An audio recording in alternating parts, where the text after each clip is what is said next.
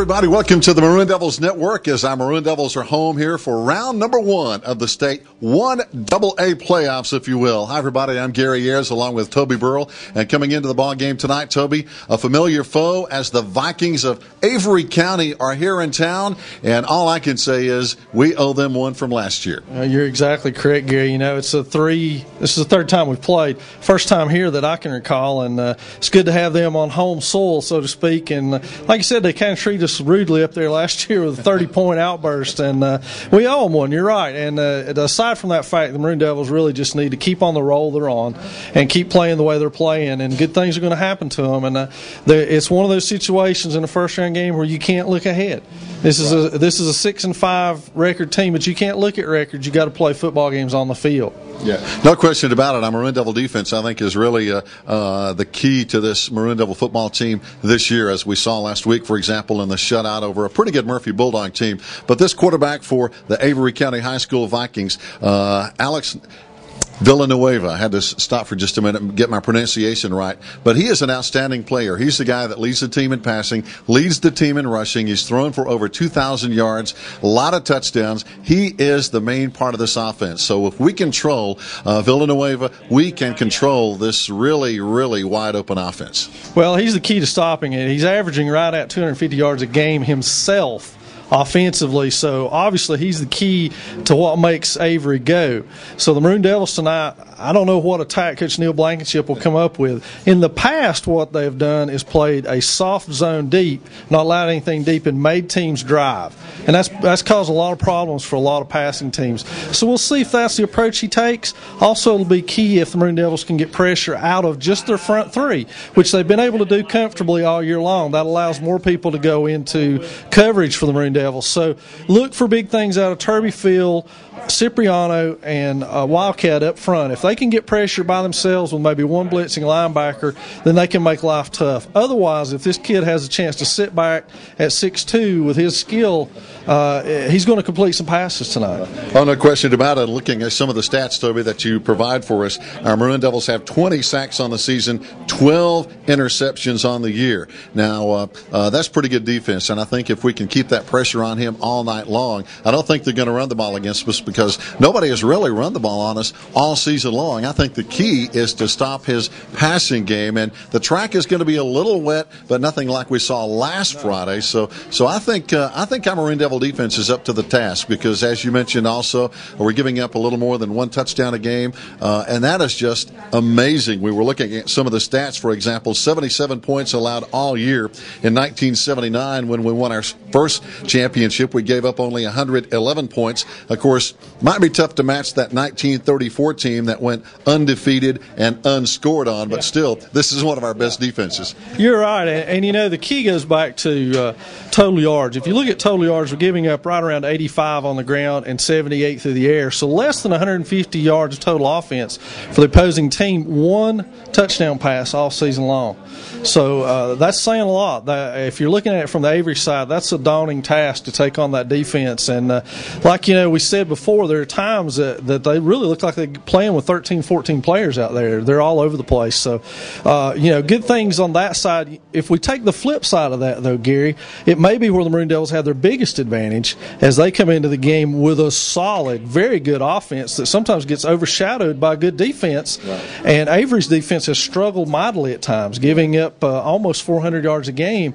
So I'm sure from the Maroon Devil Coach Sam Patillo's standpoint, the best way to neutralize Avery's offense is to have good ball control, move the ball down the football field, stick it in the end zone. Yeah, and I think that's, as you mentioned, Toby, the big point here, because in several games this year, these guys from Avery County have given up over 40 points a game. And if we drive the ball, especially the way Josue Otero, Austin Schuler, and Colby Hyatt have been running the football this year, I think that's going to keep the ball on our side of the field. That's going to keep the ball out of the hands of Alex Villanueva. And if we have the ball, they can't score. It's going to be a long night from the Vikings because of our offense. Well, we saw last week with Murphy that a highly powered offensive team can become frustrated very quickly with this style of approach that the Maroon Devils have. And that's what you want to see out of another team, is to frustrate them early on by keeping the ball away from them. When they get it, force them 3 and outs real quick and get the ball back.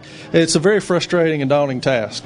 It is. And looking at some of the playoff records that our Maroon Devils have put together, all time in the playoffs, Avery County County is they've won 8 games and lost 20. Our Maroon Devils are now 71-22 with a winning percentage of 76%. And the top 5 all-time playoff wins leaders in the entire state of North Carolina since 1972. Only Richmond County with 75 playoff wins lead our Maroon Devils, who have 71.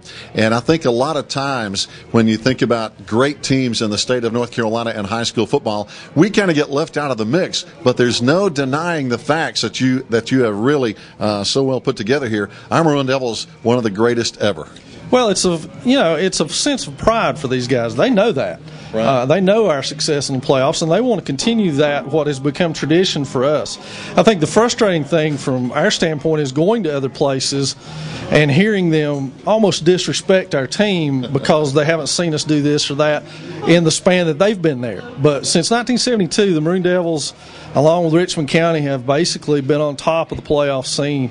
With 71 wins, we said Thomasville's right behind them with 70, Shelby 67, and Clinton 65. And it's worth noting, Gary, that there's nobody else in Western North Carolina anywhere close to 71 wins. Right. Murphy and Robbinsville has 52, and Murphy has 45, I believe. They're the only two that are anywhere near 71 wins in the playoffs. And when you look at the decades, we had state championships, 70s, 80s, right on up through, and had 2 big ones in the decade of the 2000s. So this is a new decade, if you will. So I guess it's time for us to start a new string of state championships, and it could begin right here in 2011, early in this decade for this Swain High program. Well, it certainly could. Another interesting side note to that is we've had 1 loss in the first round in our playoff history. So first round has been pretty successful for us, and hopefully we can continue that tonight. Oh, no question about it. Our Swain High Maroon Devils and the Avery County Vikings, we're getting geared up for what should be a big shootout here tonight at Swain County Memorial Stadium. Stay tuned. We'll be back with the opening kickoff in just a moment. Hi, everybody. Welcome to the first round of the State 1A playoffs here on WBHN on delayed cable vision and, I guess you could say, Steve, the Maroon Devils Network here tonight. And it's always good to be here for the first round at home. Avery County, though, they've got their hands full with these Maroon Devils. Absolutely right. We're on a roll. We've won, eight straight? We are on a roll, and here comes the kickoff. Avery County's going to take it at the 7-yard line. Back out across the 10 to the 15, out to the 20. Good return out across the 25 and out to the 29-yard line comes Avery County. So good field position, but I'm not sure, Steve. Now, I could be proven wrong. I'm not sure Avery County has seen a defense like they're going to see tonight. I doubt it very much. They were picked to show it to them, but they've got a real good quarterback. Villanueva, or whatever his name is, he is, I think, a senior. We played them last year, and he was really good then. We owe him one from last year. That's right. He is a good quarterback, without a doubt. Now we got a penalty flag down against the Maroon Devils on the first play, and, well, we haven't even run a play. All we've had is the kickoff. He threw that flag before they ever lined up. Must have been on the kickoff, but that's going to give Avery County a really good field position to start at the 45-yard line. Their own 44, I guess. First and 10, Avery. So now a big deal on the first penalty, and again, it really helps Avery County's field position. Maroon Devils in a 3-man front on defense, and getting pressure on Alex Villanueva is going to be the big key here tonight. We've got to pressure him. We can't give him all night to throw because he will eat you alive with that passing game. He throws it, timing pattern left side up for grabs. It's going to be knocked away. And a good defensive play over there, Steve, by our Sean Webb, number 4, I believe it was over there, with a good defensive play. That was a real good defense by Sean Webb. He was one-on-one on the outside over there. He stayed right with the man all the way, step for step, and it went up, and he knocked it away at the end. Incomplete, 2nd and 10 for Avery County.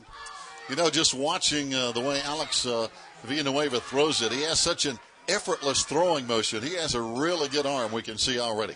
He threw that one almost 40 yards, and it's like he's flipping it. That's it. Coming in motion now is going to be Dustin Clark, one of their prime targets. They line up 4 wide receivers. They throw it. Had a screen over there set up. It's going to be incomplete. He ran before he took off, or he took out before he had the ball. Number 5, Austin Robbie. So you got to catch it first. And he wasn't going to be a big play, maybe, but he could have gained 5 or 6 yards real easy on that play. But he dropped it. Set 3rd down and 10.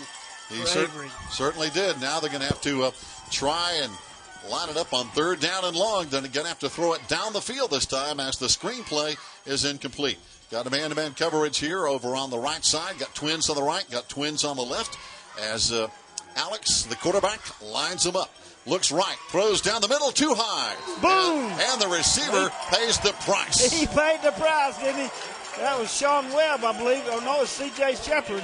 I mean, he timed that hit perfectly, and they about took his head off. And that was number 8, Hunter Shields. And I tell you, Steve, you start doing that a little bit, and those receivers get a little bit gun-shy. Yeah, they kind of start hearing footsteps. They certainly do. Now on 4th down and 10, it's going to be Avery County to punt the ball away. And this quarterback can punt it a mile. Villanueva averaging over 45 yards a punt. This is going to be taken at the 25-yard line. Matt Manley out across the 30, 35, 40. Here he goes down the left sideline. It's going to come back. It's going to come back. A penalty flag is down. He's gone to the house. Touchdown, Matt Manley. But as Gary said, there's a penalty flag on the field, and it's going to come back. Steve, I'm afraid so. Against Murphy last week, Matthew Manley had 2 touchdowns returned because of penalty, and I think this is going to be the 3rd one in 2 weeks tonight. What about that? That is bad news. That's a shame. That's what that is. So much talent. So great return, but probably one little push in the back is going to bring what was a 75-yard punt return back. We'll just do it the old-fashioned way. We'll march it into the end zone on our own. And Steve, I think that's the big key tonight. This Avery County team is a big play, fast strike team. But this Maroon Devil offense, we grind it out, and I think that's going to keep the ball out of their dangerous quarterback's hands. That's right. It certainly will. And I think our defense showed on that first series, hey, they may have the good quarterback, but we've got a very solid defense. And we will hit you. That's right. And hit you again. We get after you. Out on the first possession for Avery County. So now, here we go. Colby Hyatt on offense. We're going to line him up. Penalty was committed at the 32. That's where the line of scrimmage is going to start now with 11:21 to play in the first quarter. Here comes Holt Otero out to the right side. He just got to the corner, and chasing him down is going to be Austin Robbie, number 5. But if he had beaten him, Steve, he would have got some big yards. Just one more man to beat. He got out to the corner and gained about 11 yards. But first and 10 Swain County, but Hosway just one more step, and he was gone to the house too. Josue over 1,100 yards on the season on 120 carries. What's amazing, he's averaging 9.2 yards a carry this year. So Josue is having a solid season. First down and 10 now. 2 backs again behind our quarterback, Colby Hyatt. Hands off. It's going to be Josue again. Josue down inside Avery territory at the 47-yard line. Steve, that's close to another first down. It's close to 10 yards for Josue. It's right up the middle. And hard-nosed running for Josue Otero. And what a season, as we mentioned, averaging over 9 yards a carry. That's pretty good rushing, isn't it? Matt Manley checks back into the lineup. He's wide left. Coming out here with him is going to be Cody Rich to the left side. Everybody else in tight. Lee Patillo lining up tight on the left side. Out of the I formation this time on a second down and short. And it's going to be the handoff to the power back, Austin Schuler. Carries for 5 yards, so that's an easy first down. And looks like a very late penalty flag thrown over there on the sideline by the line judge. I don't know what that was all about. Kind of slow on the penalty. So let's see what it's about. But that was an easy first down for Austin Schuler. I mean, he just little handoff and right up the middle. And here's the call. It's going to be against Avery. It's going to be, looks like a sideline warning. So actually, no penalty. Next time they do that, there'll be a penalty. That's right. So only a warning and no penalty. But Austin Schuler's had a pretty good season. 511 yards, and he's averaging 5.5 yards a carry. That's excellent. I tell you, our backs have been doing it all year long. Colby Hyatt's not bad either, as he can run and throw. First down and 10 now at the 42-yard line at Avery County. And off to the right side, here comes Schuler into the secondary. And another big Maroon Devil first down. He just kind of lowered his head and tried to plow right into that guy, and he succeeded. He got a big yardage for Austin Schuler. He comes from a long line of football players in the Schuler clan. We all know about them. But every one of them's been really, really great, really good. And tough. Starting with Joe Benny. Was he tough, too? No. Oh, man, I tell you, poor old Joe Benny, we pick on him more than anybody in the world. Here's Colby Hyatt. Got the blitz coming. He hands off left side. It's going to be Josue down inside the 20-yard line. He got about, let's see. That's close to another first down, Steve. I mean, just big yards again. On about the 19-yard line. Very close to the first down. Going to be a little bit shy. Second down and short. Can't be much shy. It's got to be really close. Very close. And the chain gang over there is getting the job done as always. Maybe half a yard short. We're going to talk about those guys here in a little bit. The chain gang. Here comes Colby. Hands off to Austin Schuler. He has the first down inside the 10.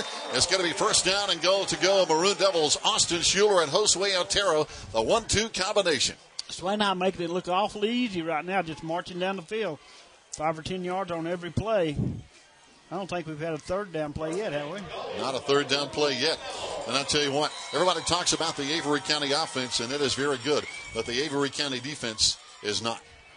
Just to be brutally honest. First down and goal from the 9-yard line. Colby Hyatt under center. Bunch of guys up in the box for Avery. Handoff goes to the right side for 3, maybe 4, down near the 5-yard line. Got a late penalty flag coming in, Steve. I think that was another comes Austin Schuler out of there with a football. And let's see what they're going to call here. Austin carried the pile with him down to the 5-yard line, but they're looking back to Swain County, and that's probably going to be on our Maroon Devils here. It usually is on the offense. Now the official who's kind of slow. It's going to be, against personal foul against Avery County, so that's at least half the distance. You're right. So from the 6 down to the 3. And that's going to bring up second and goal from the 3, Steve. So the question is now, are we going to get the touchdown in one play or two? I think if we give it to Austin right up the middle, it'll be in one play. The official's ready to go. We better pick up his flag. It's still on the field. There, he picks it up this time. Flags are flying already. We're in the first quarter, 9 minutes to play. Maroon Devils with a first down and goal from the 3-yard line. Split backs behind Colby Hyatt. Lee Patilla going in motion to the right side. And they hand off and going into the end zone. Didn't take long, Steve. And Josue Otero bangs it in. Way to go, Josue. Touchdown, Swain County. So, as we mentioned, was it going to be one play or two as Josue and Austin Schuler? What a combination against this Avery defense. Mr. Inside and Mr. Outside. Didn't take long as our Maroon Devils get on the scoreboard here with 8:49 to play in the first quarter. And it's a 6-0 lead now. Is coming on as our all-conference kicker, Evan Sneed, on the season. He is 45 of 48 on his PATs. High snap. Oh, that threw the timing off. And I'm not sure, but snap was very high. Matthew looked like he got it down, but a bad kick. And it's going to be no good. So we go to break now with 8:49 to play. And it's Swain 6, Avery nothing. We'll be right back.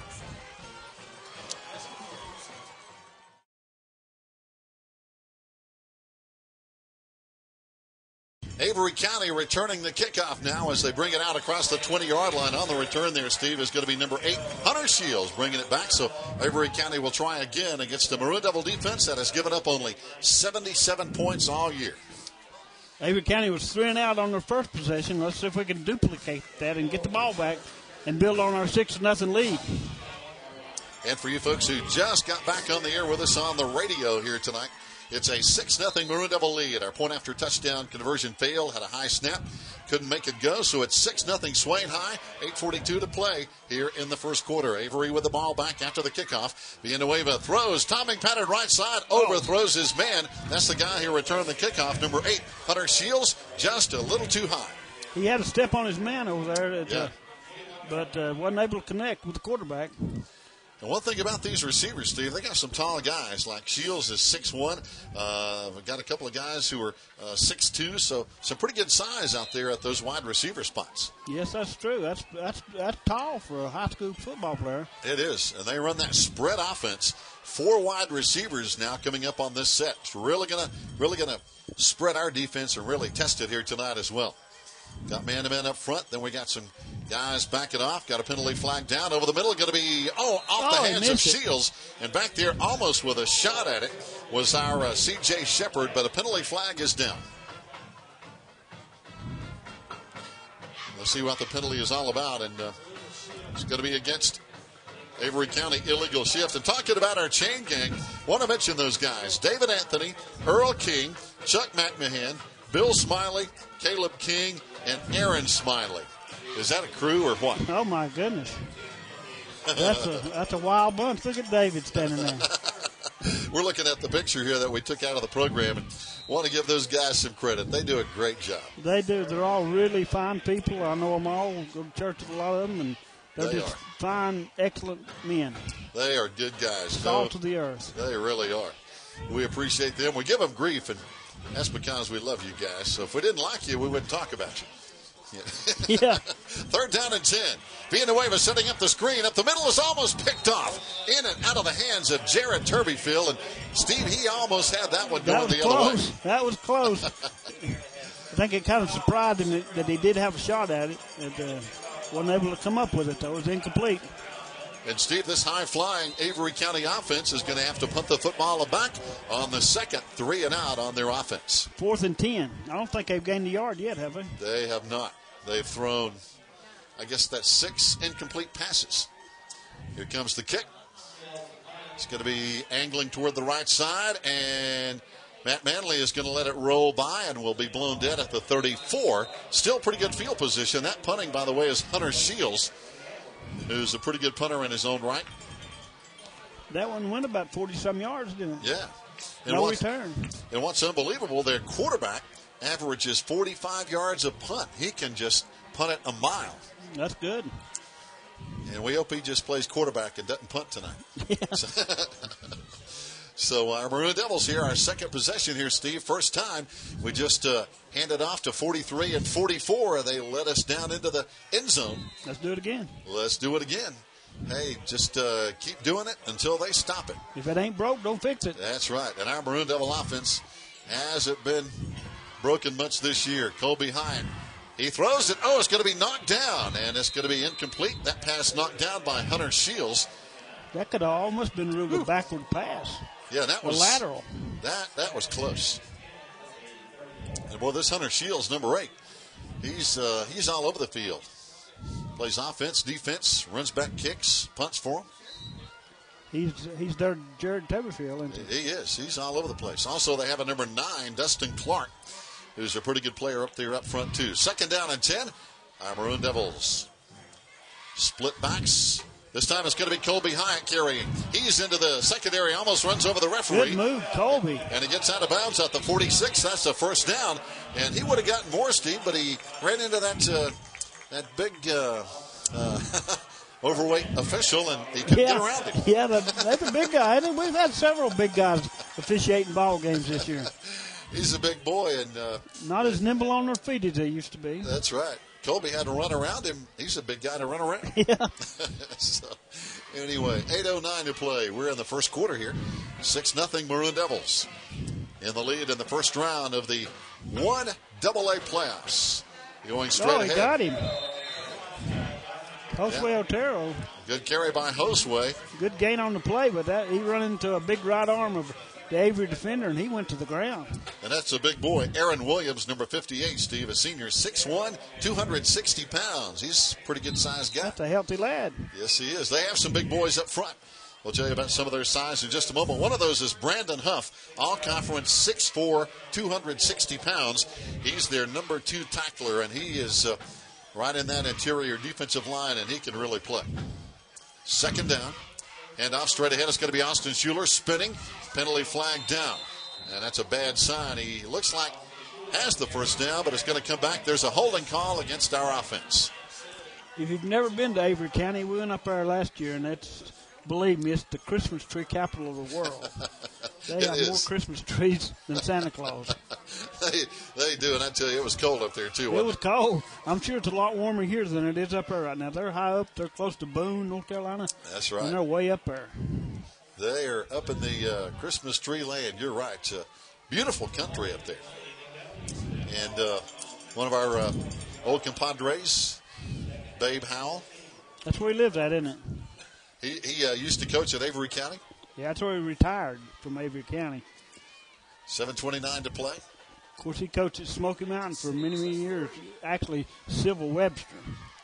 Second down now for the Maroon Devils now as we have to back all the way up to the 40, about the 42-yard line.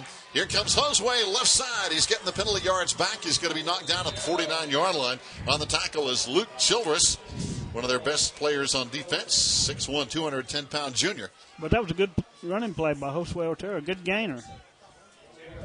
So 7:07 to play. We're still in the first quarter, Steve. Brings up third down and about 6, looks like.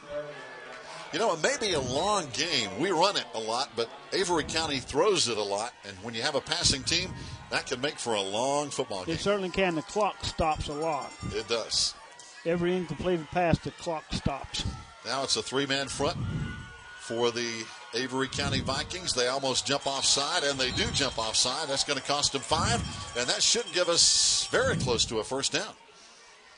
On third down, we needed 5, and that's going to give us close to 5. If you're watching this on Channel 5 and you have not turned your clock back, you do that on Saturday, tomorrow night, but last Saturday night if you're watching it on Channel 5. That's right. So turn your clock back. Yeah, if you're on Monday watching the game on Channel 5, Zito cable television, yeah, you're going to be behind.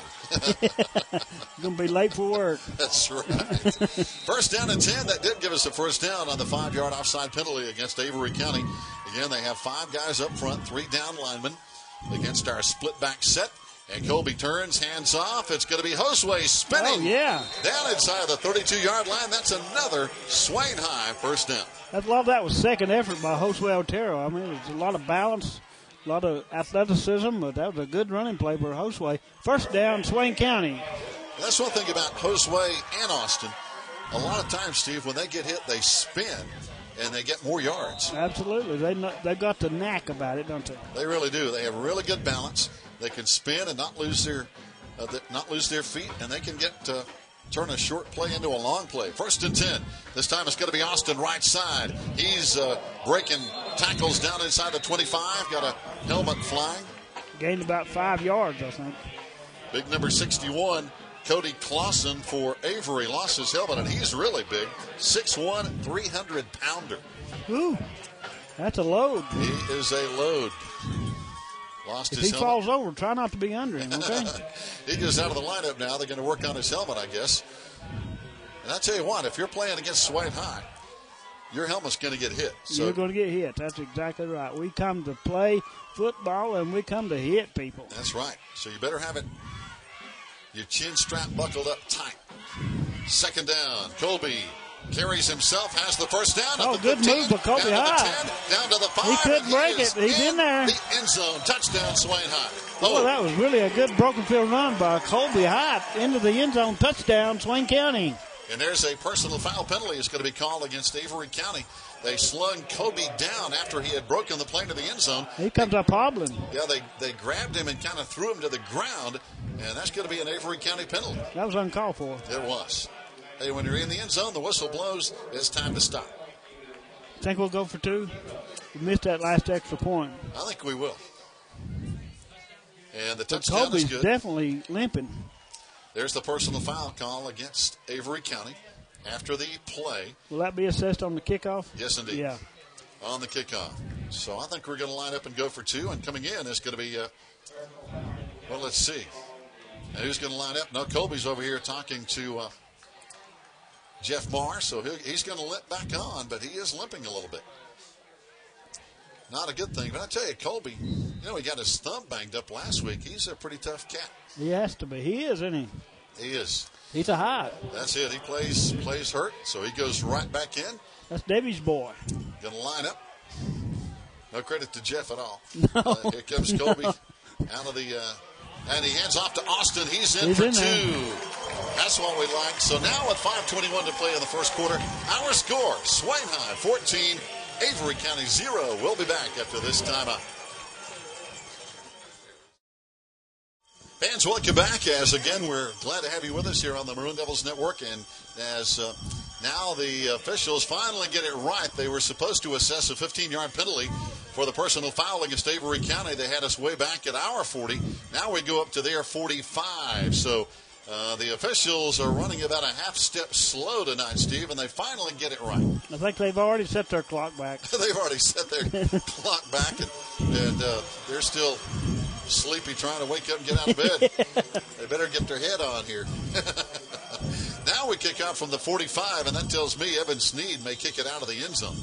He probably will.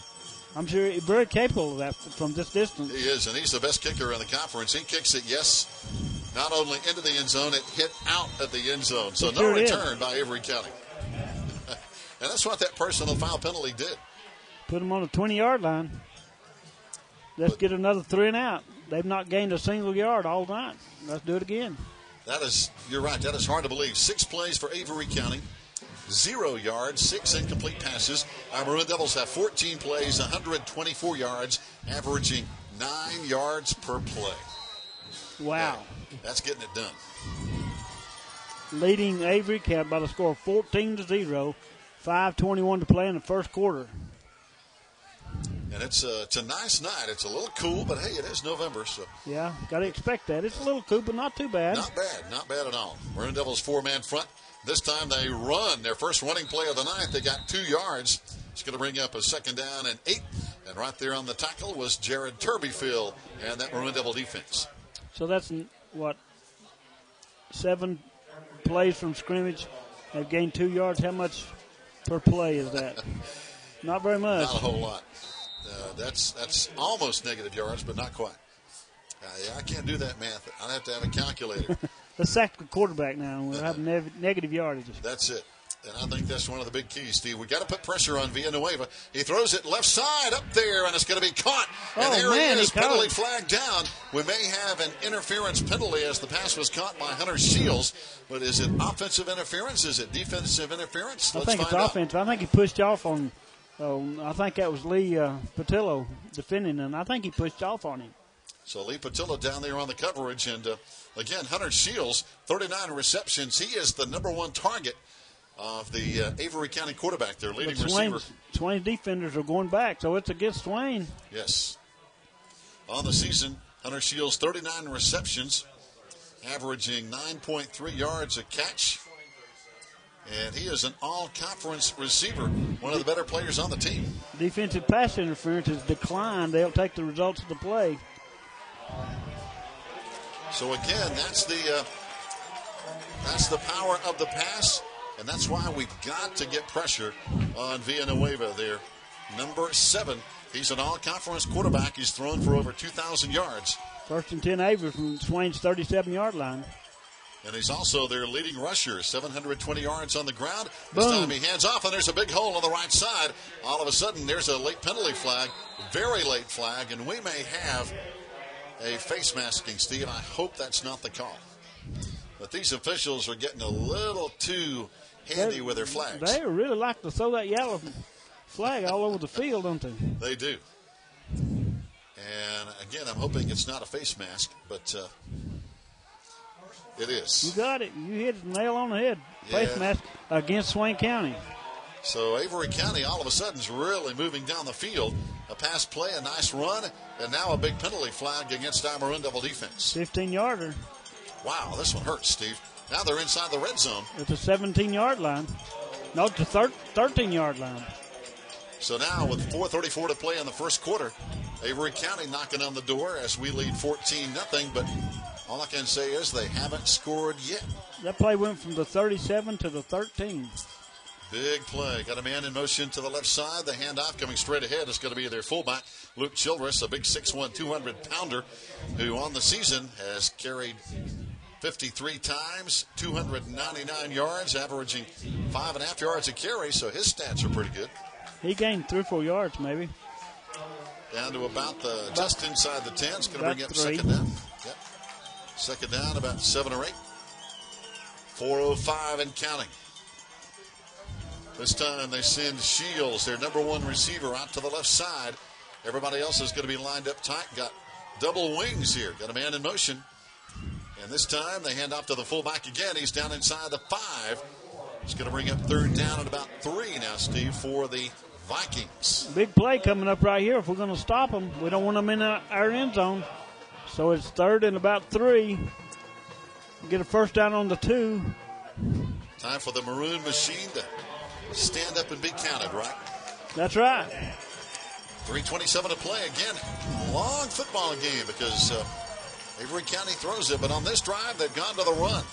Dallas Cowboys used to call it a flex offense defense. Here comes Villanueva. He's loose, and he's going to be hit. Crack, tackle him, wrap him up. And there's finally, he's still going. He's still not tackled. Finally, they get him out of bounds. I don't believe that. No, it's a touchdown. I don't believe that. How in the world? Probably 5 or 6 guys had shots at him. I think everybody on the team had a shot at him. I know Matthew Manley and Cody Rich were both right there, and he got away from them at the 5 and got in the end zone. He kept twisting and turning and getting away, and he finally did wind up in the end zone for a touchdown for Avery County. Villanueva. And again, he is their leading rusher as well as the passer. He has 720 yards on the ground and 10 touchdowns rushing, so he's a pretty good running back too. Yeah. A lot of second effort on that play. That's right. He was hit multiple times and still spun away. Now he's also the holder for the point-after touchdown conversions here, which means he could take the snap and throw it if he wanted to. Somebody's shoe coming tight, I think, for Avery County. Now they're ready to go as Hunter Shields will try the point-after touchdown. And again, they put a lot of points on the board. Avery County very capable. Snap down. Kick is up. And, it hits the crossbar. It's no good. It bounced off, and that's the way we go to break with 3:06 to play in the first quarter. Our score is Swain High 14, Avery 6. We'll be right back. Avery County kicking off to our Maroon Devils, and all the way back at the 14-yard line is going to be Matthew Manley. Back out across the 20, 25, 30, 35, 40. Here he goes. And, Steve, another penalty flag is in. Good grief. The officials are just getting carried away with those darn penalty flags, and I know it's going to be against us. Something about Matthew Manley running the ball back. I mean, every time he touches it on the run back, they throw a penalty flag. And there's a holding call against our return team. And as we mentioned, in the last 2 games, Poro Matthew has had 3 punt returns for touchdowns called back because of penalty. Every one of them, yeah. And now here's another. It was a good run back. He didn't go all the way back, but it was a good run back, and it's coming back also for another penalty. While we have a break, Steve, I just want to mention our coaches. We don't talk about them a whole lot, but our whole coaching staff, Nathan Medlin, Neil Blankenship, Billy Jenkins, James Phillips, Jeff Marr, Frank Manley, Tommy Dills, Evan Clapsaddle, and, of course, our great head coach, Sam Patilla. These guys do a really, really good job. Outstanding. They're not only good football coaches, they're fine people, every one of them. I mean, we couldn't ask for no better people to leave our young boys in charge of them. I mean, they're just outstanding people, every one of them. They do a great job. And some other folks we want to recognize, Carrie Powell, our athletic trainer, manager Emily Sneed, and Andy Turbyfield, our manager. Always, we don't mention them a lot, but hey, thanks Emily and Andy and Carrie for the job you do. They do an excellent job also. Out of the I formation, big hole for Josue Otero on the left side of the line, out to the 18-yard line. Getting it done over there is going to be Corbin Panther, our left guard, and left tackle Tyler Cook. And I think you and I could have run through that hole, Steve. That's a pretty big hole. That's a pretty big hole. Maybe even taking Jobany Schuler with us. Yeah. If he reckon he could keep up. Yeah, he could run faster than I can. All right. Second down and about 6 for Swain County. I'll take your word for it on the speed thing there. I'll take your word for it. Second down and 5. Colby High. Hands off right side this time. Here comes Austin Schuler into the secondary. Another first down and a whole lot more. Out to the 35-yard line. And oh, wait a minute. Here is another flag. What is going on here? And this one, well, obviously it's going to be against the offense. It was thrown in the backfield. We're going to start charging these referees every time they throw a flag. You're just really taking away from the game. Oh, it's going to be Avery. That's on personal Avery County. Foul. That's a shocker since it was thrown in our backfield. Yeah. Wonder what the guy did. I don't know, but he threw it early in the play, so I don't think anybody said anything because the play was still very much developing. But it really hurts Avery County. 15 yards. Spanky's marching it off. Yes, we've seen him a lot this season. Yes, we have. We first saw him in Franklin. Yeah. He didn't do us any favors that night either. So. No, he didn't. And I don't think his diet's been working. He's had too many trips to Shoney's on the hot bar. Hey, that's some pretty good food, isn't it? It's really good. It's really good. I highly recommend it. Yeah. I'll tell you another place I like to eat is Neighbors Driving. I do too. That's an all-time favorite. Like those cheeseburgers. First down, Colby Hyatt at the 49-yard line. Here's Austin running down to the 45, gain of 4 on the play. When Heath Schuler everybody was recruiting him and wanted him to come and play college football for him. He kind of said the same thing. Is one of his favorite places, Neighbors Driving. Yeah. I remember that. So, hey, if you grew up in Brazos City, Neighbors is just one of those institutions. When he comes back here, he has to go where and eat. Yeah. I tell you, when I'm through town, I like to stop.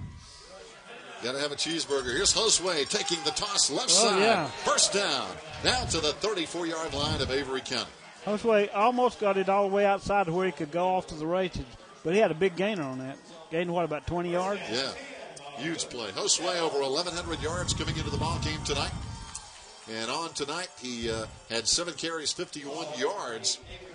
So Josue he's up to 63 yards on 8 carries, averaging 8 yards a pop. That's a pretty good average. That's a real good average.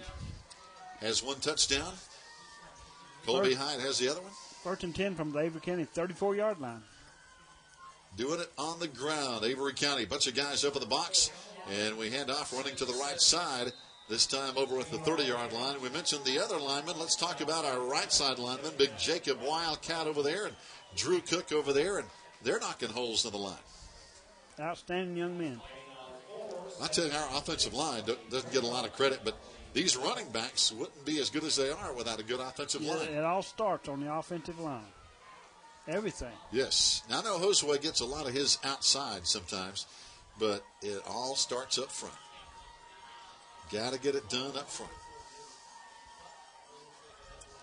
Corbin Panther lining up there at that left guard. Our center, of course, Will Ferguson. He's right in the middle. Oh, we got folks moving all over the place. Avery was showing blitz. I think our right side of the line moved a little early, so that's going to cost us 5. That'll bring up a 2nd down now, and about 11 instead of 2nd down at about 6. I think Colby was going on a hard count trying to draw Avery County outside, but that one backfired on him, and Swain County jumped. 45 seconds to play now in the first quarter. It's been a long first quarter, Steve. It certainly has. What time is it? It's after 8 o'clock already. Wow. Getting past our bedtime. Yeah. Hey, once it gets dark, I start getting sleepy, I guess. If I was home right now, I'd be watching the Waltons. Hey, there you go. 2nd down, 11. Split backs again. Colby Hyatt. Twins out to the left side. He hands off to the left side. Josue. Oh, he's still going. Still plugging down to the 25. That big lineman, Josue was stronger than he was. He just kind of leaned forward at the end of that play, and he got his way with it. Gained a couple more extra yards. He was tackled by their all-conference linebackers, Spencer Blackburn, number 28. They've got about 4 guys all-conference back on this team. So Avery County's a pretty good bunch, and that's going to be the final play of the first quarter. As the clock runs down, our score is Swain High 14, Avery County 6. Well, hang on. Wait a minute. They're going to get up to the line of scrimmage. I think they're going to hurry up and run a play. Clock running down to 2 seconds, and we get the snap. And the handoff, Austin Schuler, right side, gets the first down. As the clock runs out, we'll have it 1st down and 10. Stay tuned. We'll be back with the second quarter with the score 14-6. Swain High on top. We'll be right back. Fans, welcome back. Our Maroon Devils with the football now. 1st down and 10. As here comes the reverse. Matthew Manley around the right side. 15-10. He goes in standing up, Steve Moon. Where's the flag? Is there one? Matt Manley's in the end zone. Where's the flag? I don't see one. I think it's good. He finally got a touchdown to count. And he's had 3 in a row come back in the last 2 weeks. But that one is going to count, and that one's good. Touchdown, Swain County, and Matthew Manley. So Matt's kind of giving everybody some high fives as, wow, we got one to count. He feels so good. There's no flag. Now he'll hold on the point after as Evan Sneed will try to kick it through. We had one high snap tonight. Let's see if we can get this one right. And a good snap, good hold, and the kick is perfect. So with 11:54 to play, just underway in the second quarter, our score, Swain High 21 and Avery County 6. We'll be right back. All right, here we go. Maroon Devils kickoff going to be brought back from the 9-yard line by Avery County. Back out across the 15, 20, 25. Out to the 28-yard line is going to be number 8, Hunter Shields again. And Steve Moon looking at the stats. Our Maroon Devils 195 yards on 22 plays. Avery County 11 plays, 56 yards. And we lead 21-6. That's good. That's good. I wish it was 21-0, but it's not. They did get a touchdown thanks to their quarterback. High-flying Villanueva. What's his first name, Alex? Alex Villanueva. And now Joe told me what that stood for. We'll have to ask him. He knows about that.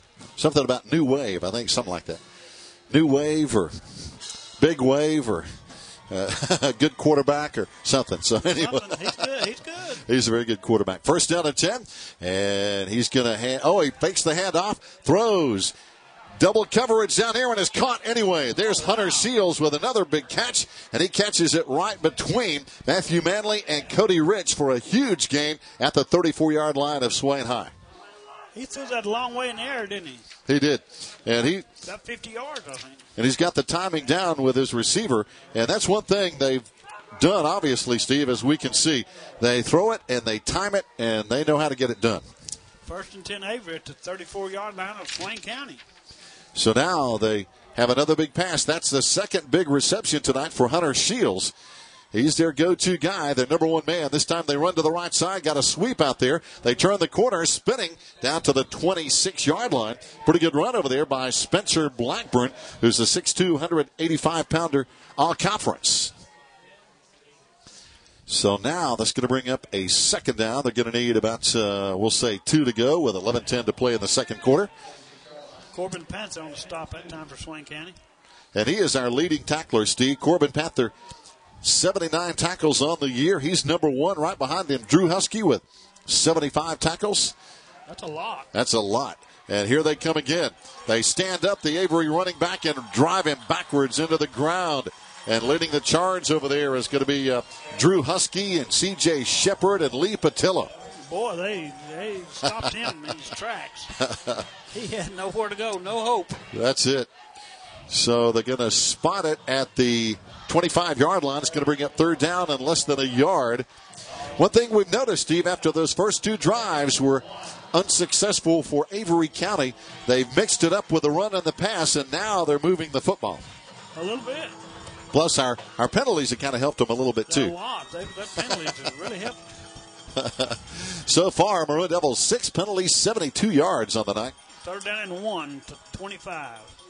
Maroon Devils, bunch of guys up in the box now on third and short, handing off left side. Here comes the fullback. He gets the first down. Down to the 17-yard line. It's going to be Luke Childress, and he's a big boy, 6'1", 210-pounder, number 44.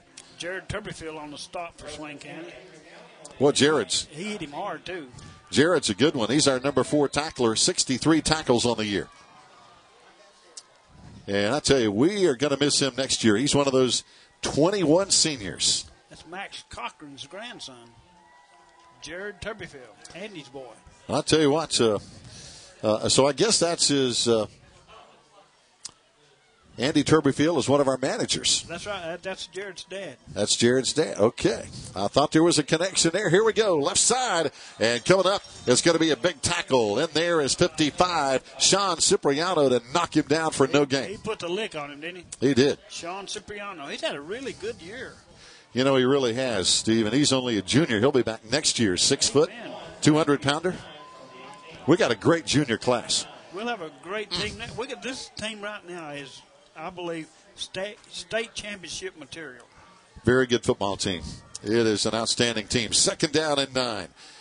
Villanueva going to be in the shotgun. Fires down the middle. Got his man. It's going to be Shields again. Down inside of 10. Down to the 5. This time it's going to be number 9, Dustin Clark. Not 8, but 9, Dustin Clark on the reception. He's close to the end zone. Almost got it in for a touchdown. So that slant pattern. And they caught us open down the middle for a quick gain. And now they're going to line up with no huddle. Inside the 1-yard line. So now first down and goal from inside the 1. Villanueva in the shotgun. 4 wide receivers now. He's going to turn and hand off to his fullback, and he is I believe. Oh, a touchdown. He got in just barely. Just barely got in. And now Avery County, all of a sudden, Steve, they're making it a ball game. They're hanging around, aren't they? Yes, they are. 1-12. And I can't remember, maybe all the way back to East Henderson, when we gave up double figures in the first half. I don't either. So they do have a high-powered offense. Got to give them credit for that. Running and throwing, balanced attack here. And now they're going to look to the sideline, and I think they're going to go for 2 here, Steve. They have to. They're, 9 points behind right now? Yep, 8. We'll say 8, 21-13. You better check my math, though. They missed the extra point on the first one. They got 12 points right now. Oh, that's 9. You're right. I thought that had 13 up on the scoreboard. They did have 13 on the scoreboard. They changed it. That's what threw me. So now the point after is good. They went for 2 and got it. So now they correct the scoreboard, Steve. I thought I said 21-13, which was 8 points.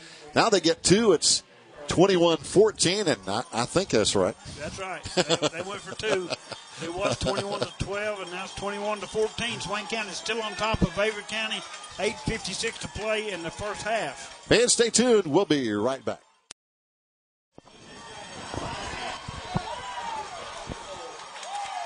Fans, welcome back as C.J. Shepard returns the kickoff for the Maroon Devils. And C.J., one of his few returns on the season, all the way back into Avery County territory, Steve. So, hey, he's a pretty good return man. He can do it all. He's a great athlete.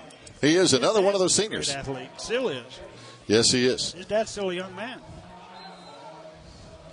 I wish I could say that. Yeah. Not young anymore. I wish you could, too, Gary. 55 doesn't feel young for some reason. But, hey, we're still having fun. Absolutely. I love it every minute of it. Yes, Thank indeed. you, Lord. Colby Hyatt turns hands off. It's going to be Josue, not getting his way this time. Avery strings it out, but then he turns the corner, and he's still got a bunch of yards. A good gain for Josue. Just almost got the corner turned, but the Avery defender held on to him, but he still gained about 9 yards, I think. And they had him strung out, but he just got to the corner, and then Austin Robbie finally forced him out of bounds, number 5. But, wow, Josue is hard to bring down. Second down and maybe a long one. Second down, 8.5 to play on the scoreboard is right this time. 21-14. Our Maroon Devils lead by 7. And that's the big stat of the night. Got to get that scoreboard on your side. This time we have single receivers on each side. We hand off to the front man. That's going to be Austin Schuler. And he bangs in for a first down and about 7 or 8 more, Steve. Good gainer by Austin Schuler right up the middle. First and 10, Swain County. Ball spotted on the 33-yard line of Avery County. Hey, you know what, Steve? I'm glad to hear Bob Thomas back on the PA tonight. Me too. Bob Thomas is a great man. He really is. And he does a wonderful job on that PA. And he's been doing it a long time. Now, Avery County calls a timeout. So with time, we have 8:19 to play in the second quarter, and we lead Avery 21-14. We'll be right back. Fans, welcome back as Colby Hyatt looks over the Avery County Viking defense. Right now they have about 6 guys up front on the defensive line. He fakes the handoff, play action, throwing down the right side. Manley is there, and there's contact, and there's going to be a defensive pass interference against number 2, and that's going to be Tyler Poistgrove, and that one was very obvious, Steve. That has to go on the defense because he took Matthew Manley plumb out of the play. He barreled over him. Yeah, he was looking back for the ball, and when he did, he just ran all over Matt Manley. So, 3-yard line.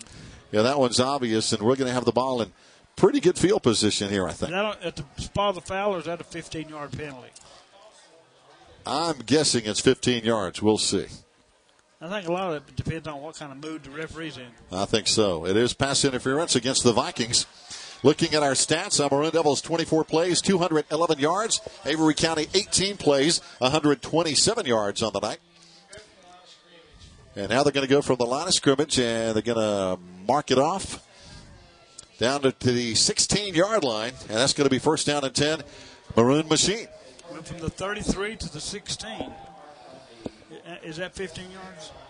That's not. That's actually 17 yards, but we'll take it. Yeah, that's okay. I'm trying to make sure my math is right here. First and 10, Swain County at the 17-yard line. So now first down, 8:14 to play. Handoff left side. Josue Lipatillo leading the block down to the 10-yard line. Good gain on the play of 7 yards. Steve, I say I got to get my math right. I want to make my math teachers, Sam Lee and Don Womack, proud. They were my high school math teachers. Yeah. I don't know who you had, but bless their heart. Now, who taught math when you were in high school? I had Counter Cook for algebra. That's Martin Cook's brother, by the way. Uh-huh. He was a bodybuilder. Oh, yes, very strong. Very strong. I always drove a red Corvette around. Hey, now that's some style.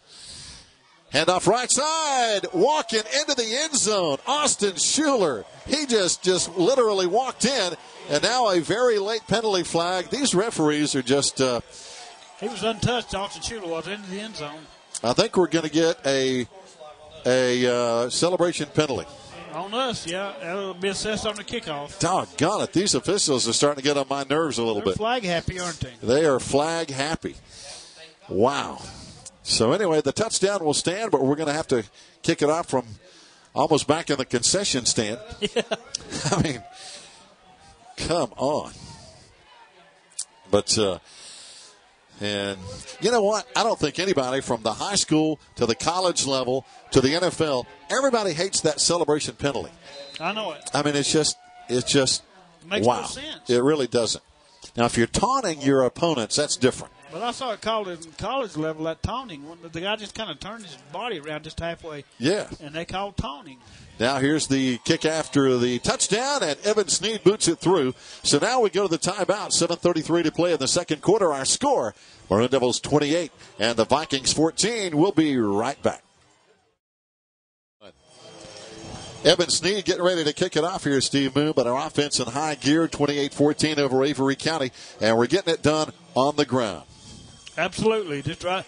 Good blocking and good scheme for Swain County. Ground and pound. We have carried it 25 times, 228 yards. Avery County, 9 carries, 32 yards. And here we go. Evan Snead kicks it down the middle. It's going to hit, and it's going to be picked up at the 30-yard line.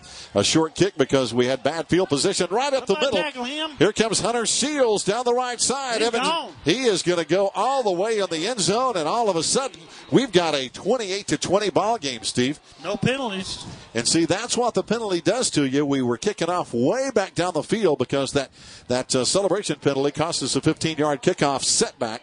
Yeah. So they got it at the 30 and took it all the way back. It was a silly penalty, but it cost us. So that penalty really hurt us on that play, and I've got to say that is hurting. It won't stop. He's trying.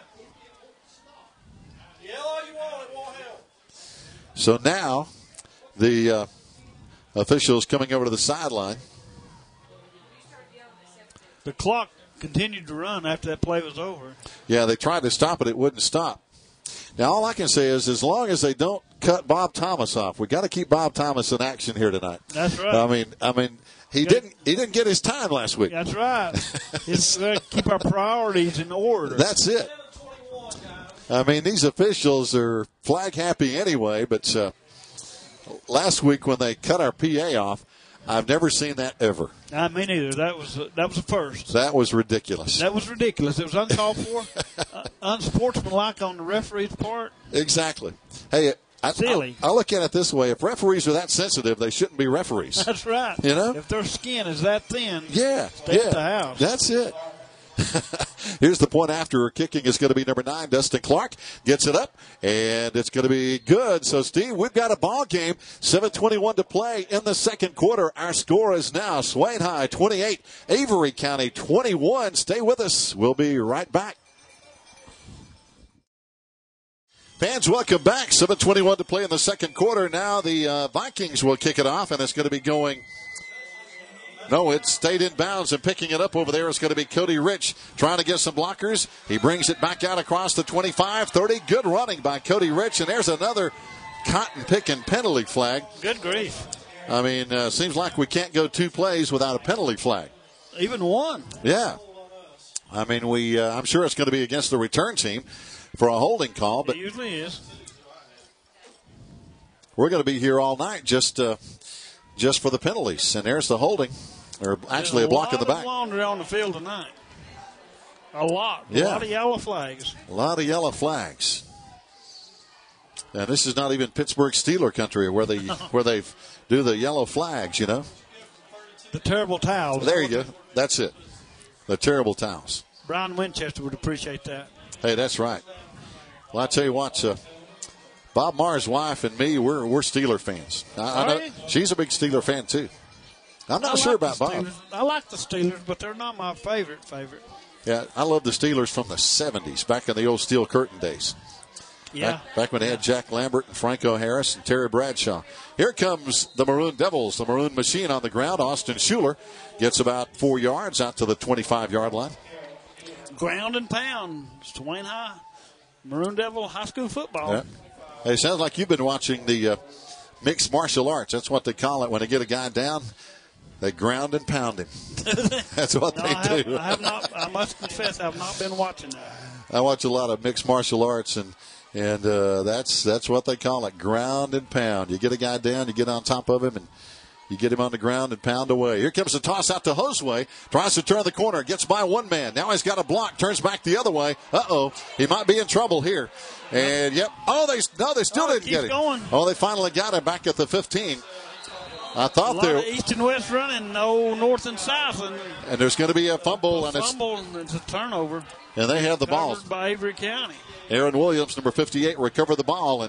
And poor old Josue got turned around, and he tried to reverse field. It didn't work. They got him down. The ball popped out, and now they have the ball, and they can tie the game up right here. He ran about 50 yards on that play. It was all left and right. None of it was going upfield, and he finally coughed the ball up, and Avery County recovers it. 1st and 10 Avery at the 10-yard line. You know what, Steve? This is a ball game. No doubt. Still in the first half. We have got to get serious here tonight, and the handoff comes straight ahead. The fullback doesn't get much because another flag. There's Jared Turbyfield and big Jacob Wildcat bringing him down. So I don't think he got much on that play. It's going to bring up 2nd down and still about 10. Let's see what the flag was. I think they just were marking the ball. Is that what that was? Did they fumble it? Nope, no fumble. I don't know why they threw that in there, but their beanbag, I think they call it. That was a beanbag and not a flag. That's it. It was white instead of yellow. So just so used to the yellow ones coming out on every play. So far tonight, fans, we have had 13 total penalties. 2nd down and 11 for Avery County. And we're only halfway gone in the 2nd quarter. Here comes Villanueva, rolling right side, looking, firing, got his man down to the 2-yard line, and he had plenty of time, and he's so patient back there. That's 1st down and goal, Avery County, on the pass completion to number 5, Austin Robbie. He was cool and calm. He looked the field over very well, rolled out to the right side and found the man open at the 2-yard line. He connected, but he was tackled immediately. 1st and goal from the 2. He has a good arm, this Alex Villanueva, number 7. Good arm. We understand some folks are looking at him to play on Saturdays. They hand off to the fullback. He got close, but he's going to be short. Avery County trying to push it in for a tie game here at the 5.5 minute mark of the first half. I tell you, this is the first real battle, Steve, we've had since the Franklin game. In a long time, that's right. You know, Robbinsville played us pretty tough, but for a while, for a while. But we really haven't been tested now in a long time. This time it's going to be the quarterback going in. Touchdown, Avery County, as Villanueva puts it in. And on the ground this year, he has 10 rushing touchdowns, so he's been in the end zone a lot. Extra point will tie this game up. 28-27 right now. And they've got a PAT to do. That's right. The PATs, we missed one, then we had a 2-point conversion. And those point after touchdowns, just ask Murphy, they're really important. Yeah, they'll get you beat or win the game for you. Yep. That cost Murphy, I think, a state championship last year. Bless their little heart. Yep. My heart bleeds. Yeah. It's pumping peanut butter. Yeah. Now here comes the extra point kick, and it's going to be Dustin Clark. Clark gets it up, and the kick looks good, and it is. So now with 5:03 to play in the 2nd quarter, fans, we have our hands full here at the Swain County Memorial Stadium. It's all tied, 28-28. We'll be right back. Dustin Clark getting ready to kick. Matthew Manley's in the middle of the return team with 5:03 to play in the second quarter. And they're going to kick it to an up man, and Jared Turbyfield has it at the 45-yard line and falls on it. There's another penalty flag. What's that about? And I think that's going to be a personal foul on. There's another penalty flag. This one's going to be on us for unsportsmanlike. What happened, Jared Turbyfield got the ball, he fell on it, then the Avery County guy hit him. That's the first flag, I think. And then we said something. That's going to be the second flag, so we're probably going to have offsetting penalties. If you're going to say anything, make sure there's not any striped shirts around there. Boy, they've been the stars of the show, though, haven't they? Oh, they have. They've had a lot of airtime here tonight. They have. They have tried to make the officials the star of the game, and that's a bad sign. Yeah, that's always a bad sign. But I think that's the case, Steve. Jared Turbyfield got the kick, fell to the ground. Then Avery County's player came in and hit him. That's the first flag. Then we said something. Well, those penalties offset. Yep, that's the second flag, so it's probably going to offset. There's the personal foul against Avery. Now here's the unsportsmanlike personal foul against us, offsetting. So we start at the 45 after all that. All that for naught. First and 10, Swain County at their own 45-yard line. 5 minutes to play in the first half, Steve. We need to get the touchdown back on the board and get the lead back going into halftime. This is the most points we have given up in the first half all season. I think this is the most points we have given up in one game all year. I'm pretty sure it is. 28 points. That's a lot of points. And we're not even at halftime yet. Coming straight ahead, we stay on the ground. And this ground attack, Steve, has not been stopped all night because you think about it, we haven't punted yet. No. Right up the middle, Austin, too. We've turned the ball over, but we've not fumbled or punted. Now, Avery County has punted twice. But, of course, we gave them one down there. When we fumbled, then they took it into the end zone. That was their first two possessions of the night, wasn't it? Yes. Both of them were 3 and outs. So now second down, we need 4 from the 49 of Avery. They got about 7 guys up in the box here. And now they're showing blitz. And the handoff comes straight ahead. There's Austin Schuler into the secondary. He breaks free. He's going to be caught. Can they tackle him? Number 28 got it. Inside the 20 at the 18-yard line. First and 10, Austin Schuler in Swain County. Spencer Blackburn took it all caught him from behind, and Austin Schuler broke into the secondary, Steve, and they had to catch him from behind. And they did. Or Good Austin running for Austin Schuler. Yeah, he's not a speed guy. He's a big guy, 5'11", 205. But power back.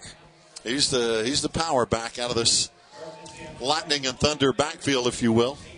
He's kind of the thunder, and Josue's the lightning, I guess. I suppose so.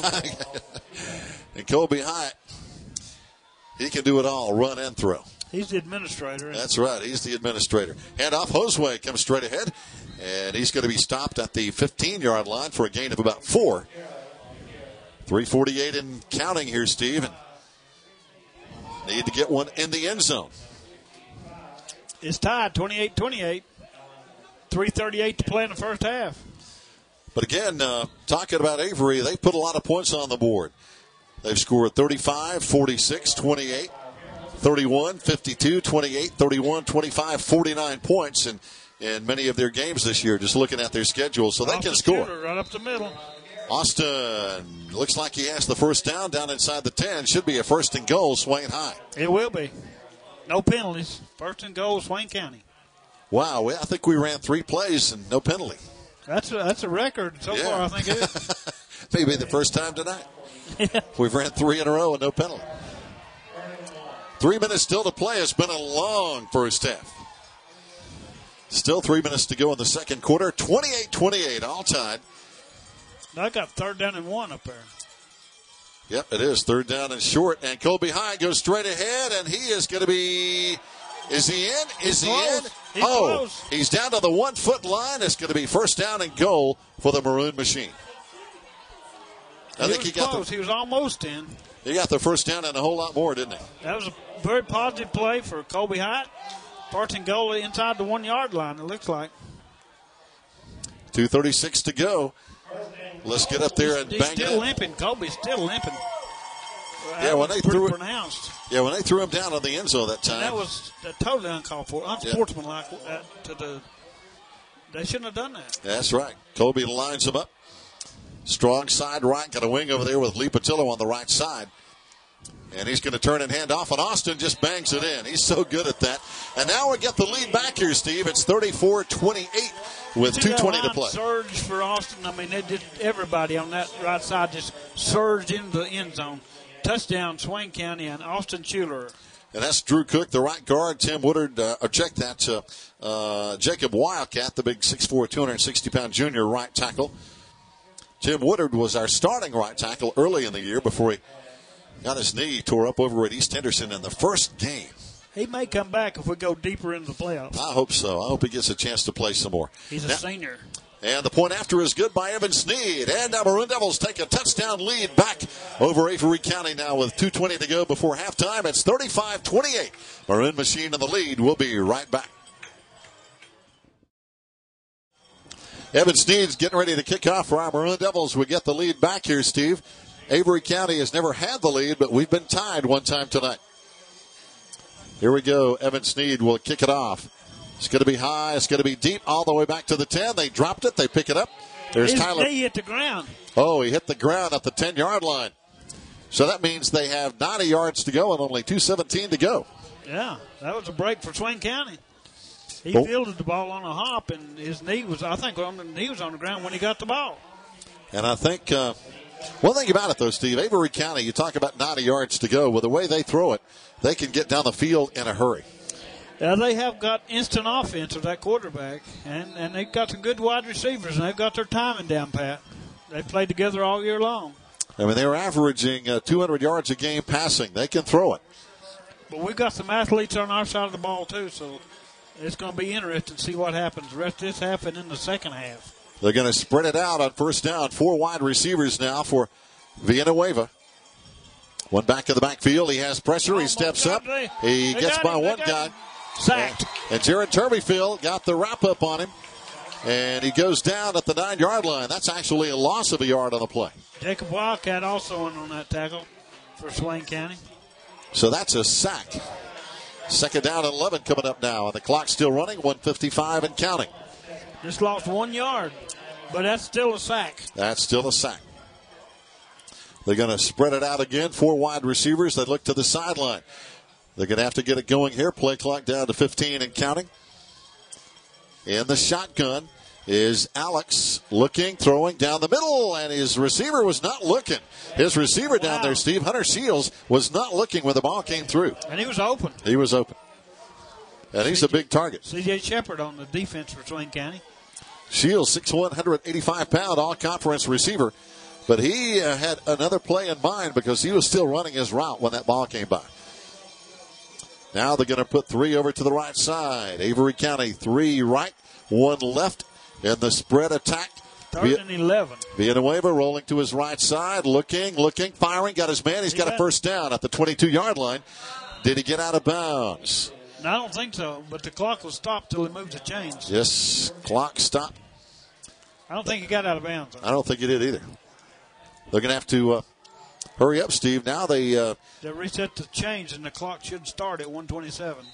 They have 2 timeouts left, 1:25 and counting now. The clock does start. The clock does start. Villanueva rolling. Here comes pressure. Lee Patilla after him. Fires, and he's behind his receiver. And boy, number 2 took a shot from Drew Husky.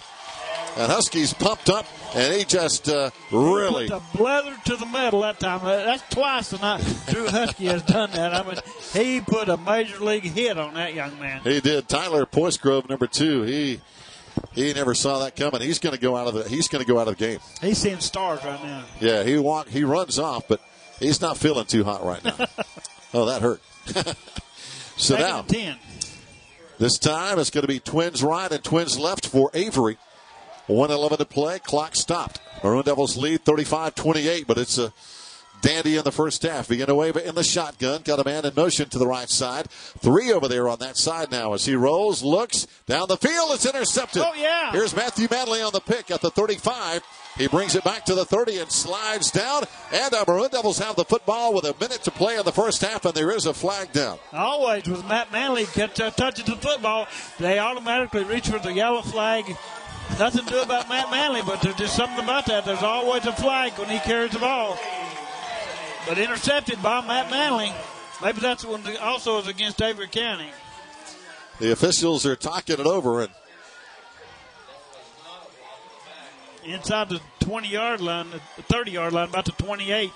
And it's probably going to be on the return team. Normally that's the case when you have an interception and a run back on the defense, rather, not really the return team. That's a block below the waist. Back against Swain County. And that's going to be penalty number 9 against our Maroon Devils. That's ridiculous. All in the first half. Wow. So. And somebody hollered at that ref, I know where he lives. I don't know where these guys are from, but they play a different brand of football, I think. Apparently. First down and 10, we have the ball. We have a minute to play. But now we have it at the 46 instead of up near the 30. Colby Hyatt under center. He's going to flip it back to Matt Manley. Matt's going to throw it down the middle. Oh, he overshoots his man. Oh, man, that was close. Lee Patilla was there. Also, Cody Rich was there. Well-designed play, and Matthew took a shot. And he's going to get up slow. Matt Manley will probably be the quarterback next year for Swain County. That seems to be the plan, and the official calls timeout as Matthew is going to have to leave the game for one play. He was kind of shaken up on that hit. He took a lick. Well-designed play, and the receivers were there, Steve, but just overthrown. Yeah, just a little bit too much adrenaline pumping in Matt Manley's veins on that play. So now Colby looks to the sideline, 53 seconds to play. We have all 3 of our timeouts if we need them here on this drive. This time it's going to be Garrett Lowe wide left. Coming wide to the right side is going to be Cody Rich. And Colby lines him up against the 4-man front of Avery. Handing off is going to be Josue spinning, still trucking down at the 39-yard line. It's going to bring up a 3rd down and 3. Ball's on the 46. I think we're inside the 40. Yep. We're going to use a timeout here with 43 seconds to play in the first half. Our Maroon Devils lead 35-28, but a timeout on the field. We'll take a timeout and we'll be right back. Fans, it's 3rd down. We need about 3. We have 43 seconds to play. We have 2 timeouts left here before halftime. We lead 35-28 as Colby Hyatt is going to hand off, this time to Austin Schuler. And he's got the first down, Steve, at the 35-yard line. That'll stop the clock momentarily. Let's see if we can get up to the line of scrimmage and get ready to go here. It was 3rd and 3, and he gained about 4 yards on the play. 1st and 10 from the 35-yard line. We've been moving the ball well. 36 plays, 286 yards. Avery 39 seconds to play. Has 27 plays, 153 yards. First down and 10, Colby Hyatt.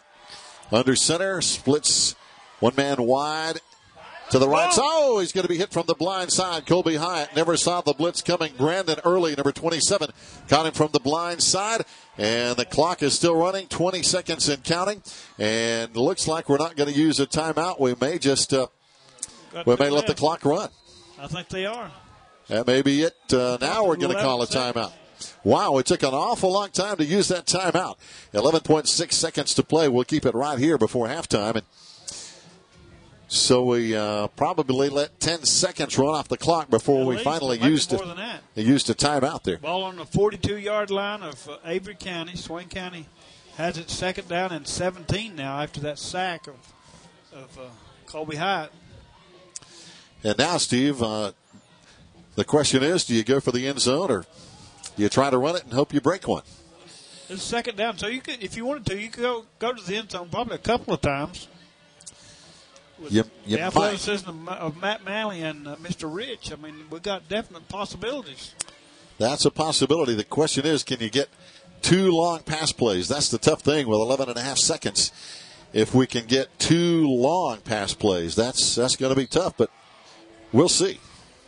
We get 1 in 10 seconds. As long as we've got 1 second left on the clock, we'll get another play, if it's incomplete. Yeah. So now we're going to line up.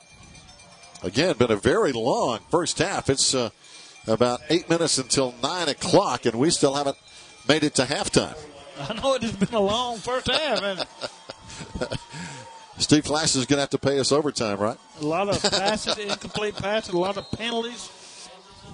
Oh, we got a timeout now for Avery County. So now we'll take a break. It's 35-28. Maroon Devils on top. We'll be right back. All right, here we go as the Maroon Devils line up now. 11.6 seconds to play. Colby Hyatt back to throw. He's going to throw it long. It's going to be down the middle. It's going to be almost intercepted. That'll stop the clock. It was batted away, Steve, and I thought that Avery County would intercept that ball. They had two guys under it waiting for it. It was way underthrown because it was batted away. And if anybody had a chance for it, it was Avery County, but it's incomplete. We got one more play at 4.6 seconds to play in the first half. So now let's see. Looks like the strategy is to let everybody get down the field and throw for the end zone. 3rd and 17. So we're going to have Matt Manley wide to the right side. We're going to have Cody Rich wide to the left side. Just throw it to Matt Manley's side. He'll give us a chance for it. And I'm surprised, single coverage over here on Manley, and we're going to stay on the ground. And that's going to be the end of the first half. We don't break it for a touchdown. And we go to the locker room, Steve. But what a first half. We lead 35-28. But Avery County has come back to show that, hey, they're not going to go away easily, are they? No, they came to play. It's a heck of a game, and we expect a great second half. Fans, stay with us. We'll be back with the second half right here on the Maroon Devils Network. Fans, welcome back. The first half is in the books, and it's a 7-point Swain High lead here. But, Steve Moon, this has got to be a fun second half because all the scoring records we had this year kind of went out the window as we gave up 28 points at halftime. That was a surprise, no doubt about it. We lead 35-28 at the halfway point in this first-round playoff game against Avery County. And it's really surprising that our defense has given up 28 points. But Avery County has a tremendous quarterback in Alex Villanueva, and he has shown his colors here this afternoon. Oh, no question about it. The most points we have given up all year is 14, twice, once to East Henderson in the season opener, and then to Franklin. So, we're just not accustomed to this, and it's going to be from the 5-yard line. We bring it back. It's going to be Cody Rich on the kickoff return as we get the second half underway, and it goes down at the 25-yard line where we'll have it first down and 10. Looked like he kind of run up his blockers back that time. I mean, he had a wall of blockers in front of him, but either that had good penetration by that Avery County tackler or he hit one of his own men. But it's 1st and 10 Swain County at their own 25-yard line. Yeah, looking at the scores here, Steve, we actually gave up 14 points 3 times. Robbinsville, East Henderson, and Franklin. But that's the most we've given up to anybody all season. And Avery County double that at halftime. That tells you something about what they can do on offense. Now we have the football. Handing off left side. It's going to be Josue Otero out to the 31-yard line with a gain of 6 yards on first down. 2nd and 4 coming up for Swain County. Good gain for Josue Otero. And, Steve, we hope we don't see as many penalty flags. We had 14 total penalties for both teams in the first half for a total of 161 yards between the two teams. That's a lot. That's terrible. That's terrible. And most of them were on us. We had 9 penalties, 107 yards, while Avery, 5 penalties, 54 yards at halftime. Now Colby on second down, hands off. It's going to be Garrett Lowe. He's out to the 4, Garrett Lane, rather. He's down to the 45, down to the 40, and all of a sudden, a new set of legs, and he's into Avery County territory. That's right. Fresh legs for Garrett Lane. He's a very talented young man. He broke out into the clear. Big gainer down to the 37-yard line of Avery County. So we got 2 Garretts on this team, Garrett Lowe and Garrett Lane, but that was number 39, Garrett Lane on the carry. Oh, gosh, a holding penalty against Swain County again. Dad Jim them referees. I'm telling you what, that's terrible. That's terrible. That is unbelievable. One of them's from Robbinsville. You know he doesn't like Swain County. You know he don't. That's right. Why is somebody from Robbinsville allowed to referee one of our playoff games? That's not fair. They've got a chip on their shoulder. They are biased. They already got 2 strikes against us before we got here.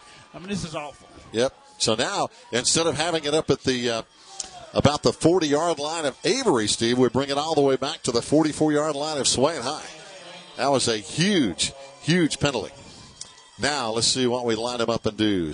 Got twins out to the right side. Strong side right. We run to the right side. It's going to be Garrett Lane again. He's into the secondary again. Down to the 35-yard line this time.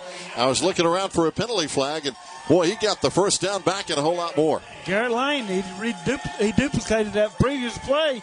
I mean, good fresh legs for Garrett, and he had a good gain again. down to the 34-yard line. Not quite as good as the one before, but almost. So 2 quick plays, and Garrett Lane again coming out to his first 2 carries of the whole night. And he just runs all over Avery County. 11:04 to play. Third quarter. We're in the third quarter. 35-28. Maroon Devils in the lead. Driving again. Colby Hyatt split backs. Hands off. It's going to be Josue this time. Down to the 29-yard line. Still a gain of 5 yards. And Steve, we've been having our way pretty much against the Avery County defense. Bad thing is they've kind of done the same thing to us. Yeah, they come to play, no doubt about it. They've played us close. They've hung around. We've not been able to bury them yet, but the night's still young. They're starting the second half. 35-28, Swain County on top. They have 1st and 10, second and 5 at the 29-yard line of Avery County. So now Lane and Josue Otero lining up in the split backs. It's going to be Josue getting the call, and he's got the first down inside the 25-yard line. Move the sticks. And if we can score on this drive, we'll go up by 14, and that'll put some more heat on Avery County. And one thing about it, this is what we want to see, Steve. Ground-pounding drives that use up the clock, and it keeps the ball away from Avery County. That's right. We don't want Alex Villanueva to have any more chances than he has to have. That's right. He's a dangerous quarterback and their main weapon on offense. We have an official timeout while they measure. So, the chain gang will bring it on. Look at old Caleb King coming out through there. That's Earl and Vicky's boy. So it's going to be close here, Steve. Oh, looks like short. By about 6 inches. Yeah. So we're going to have to line up and run another play. 3rd down and 1 for Swain County. And we haven't been stopped all night, so no reason to believe we're not going to get the first down here. Just give it to Austin or Josue right up the middle, and we should get it. Now, as you know, the winner of this game will go on to play the winner of the West Wilkes-Cherryville game. They're playing tonight. That'll also be right here at Swain High. Yes, indeed. This coming Friday night if you're watching on Channel 5. 7:30. All right, if we can get the ref out of the way, we can run a play. 3rd down is short. Got Lee set up in kind of a wing on the right side, and we hand off to the right side, and going right up the middle, Garrett Lane again, and he's just ripping through the Avery County defense. They wasn't looking for him, was they? No, all the way down inside the 12-yard line is first down. Maroon Devils with 9:44 to play in the third quarter. Garrett Lane has had 3 really good running plays. One of them was brought back for a penalty, but those other 2 have really brought good results for Garrett Lane and Swain High. No doubt. In 2 plays before that one, he had 35 yards. So he is getting it done on the ground. Garrett Lane, now first down and 10. On the 12-yard line. Lane gets the call again. He's going to be in the end zone. Touchdown. Look at him. That's a tough young man. He pulled players with him. He drugged the Avery defenders into the end zone with him. They were going for the football, I think. But they didn't get it. Touchdown, Swain County and Garrett Lane. So now 9:25 to play in the third quarter as we go up by 13. We'll come on and try for the extra point after touchdown. Coming on to help block for the Maroon Devils, coming in from the sideline is going to be Austin Schuler. He's going to be one of the blockers out there on the corner. He mans the corner. On the other side is Drew Husky. They're kind of the last man standing if anybody tries to rush in from the end. And now the kick is up by Evan Sneed, and it looks good. So the Maroon Devils are up by 14. 9:25 to play third quarter. It's Swain 42 and Avery 28. We'll be right back. Swain High with a kickoff, and Evan Sneed will kick it down the left side. Tracking it down there is going to be number 2, Tyler Postgrove on the return. And he's going to be knocked out of bounds up and across the 20-yard line, and they'll have it right there, Steve. So now Avery County with the football back with 9:20 to play in the third, and it's time for our vaunted defense to step up and get it done. Drew Husky on that last stop for Swain County. Boy, he plays football, don't he? He's everywhere. I tell you, Drew he's a player. As we mentioned, he's our number 2 tackler behind Corbin Panther. Number 3 on that list is Lee Patilla. They're only a tackle or 2 apart. I mean, those guys get after it. Jared Temperfield has to be right up there also. He's number 4. And then Peyton Parker is number 5. Those are the top 5. Good screenplay out to the right. And they run it out there for about 4 yards before being forced out of bounds by Lee Patilla. Talking about Lee, he's over there on the tackle along with, looks like C.J. Shepard. And number 60 over there, Peyton Parker. Second and about 7 for Avery County at the 24-yard line. They didn't get a whole lot. They line him up again in the shotgun. Let's see. 2 wide receivers on the right side, 2 on the left side. The Maroon Devils going to be rushing 3. Everybody spread out. Got a man in motion now for Avery. Hands off to his back, and he's got a big hole. Has the first down across the 35, out to the 40, out to the 45-yard line. Goes the fullback, number 44, Luke Childress. We finally track him down. Over there is Lee Patillo. Lee Patillo, Jared Turbyfield. Lee coming up with a main hit on him, but again, when you spread things out in this spread offense, Steve, that opens up some running lanes. And he got one that time. He did. 1st and 10 at the 47-yard line. A huge hole for the fullback Childress. Now 1st and 10. 9 minutes to play. 3rd quarter. Pump fake. He's going to run it. Villanueva getting a block or 2. Now he has some room, but Lee Patillo puts an end to that. Lee Patillo drug him down at the 42-yard line. Corbin Panther also in on the tackle for Swain, huh? That was a sack, wasn't it? That was a sack, a loss on the play of about 6 yards. He scrambled around, but he broke a few tackles. I mean, he's tough to tackle. Oh, they really gave them a good spot. There's going to be a loss of only 3 yards. Oh, that's ridiculous. Yeah, he was tackled back at the 41. They spotted at the 44.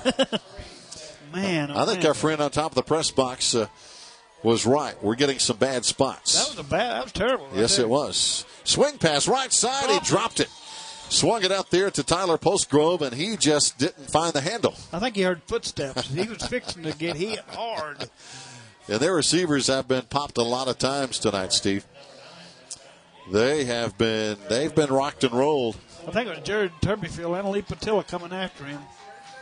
So he said, "Do I want to get really hit hard, or do I want to drop his football?" So in the he did both. Second, he dropped. Yeah, he took both. Yeah. Now Garrett Lowe is going to be splitting out there, number 2 on number 2. So it's going to be Garrett Lowe on Tyler Postgrove. 3rd and 14 at the 43. Villanueva got a 3-man rush again by the Maroon Devils. Slings it down the left side, man-to-man coverage, and it's going to be... Did you catch that? Incomplete. Almost caught it. Almost. Matthew Manley, good coverage down there on their main receiver, Hunter Shields. But the one thing I don't like about the way Villanueva throws the ball sometimes, there's a lot of air under it. That was a looping long pass, but it had a lot of air under it. Like you said, it was way up in the air.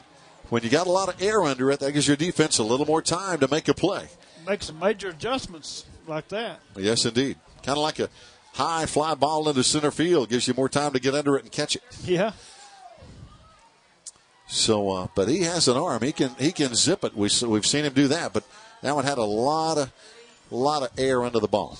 8.5 minutes to play in the 3rd quarter. Swain County on top, 42-28. Yeah, it's almost 9:30, and we got a lot of football left.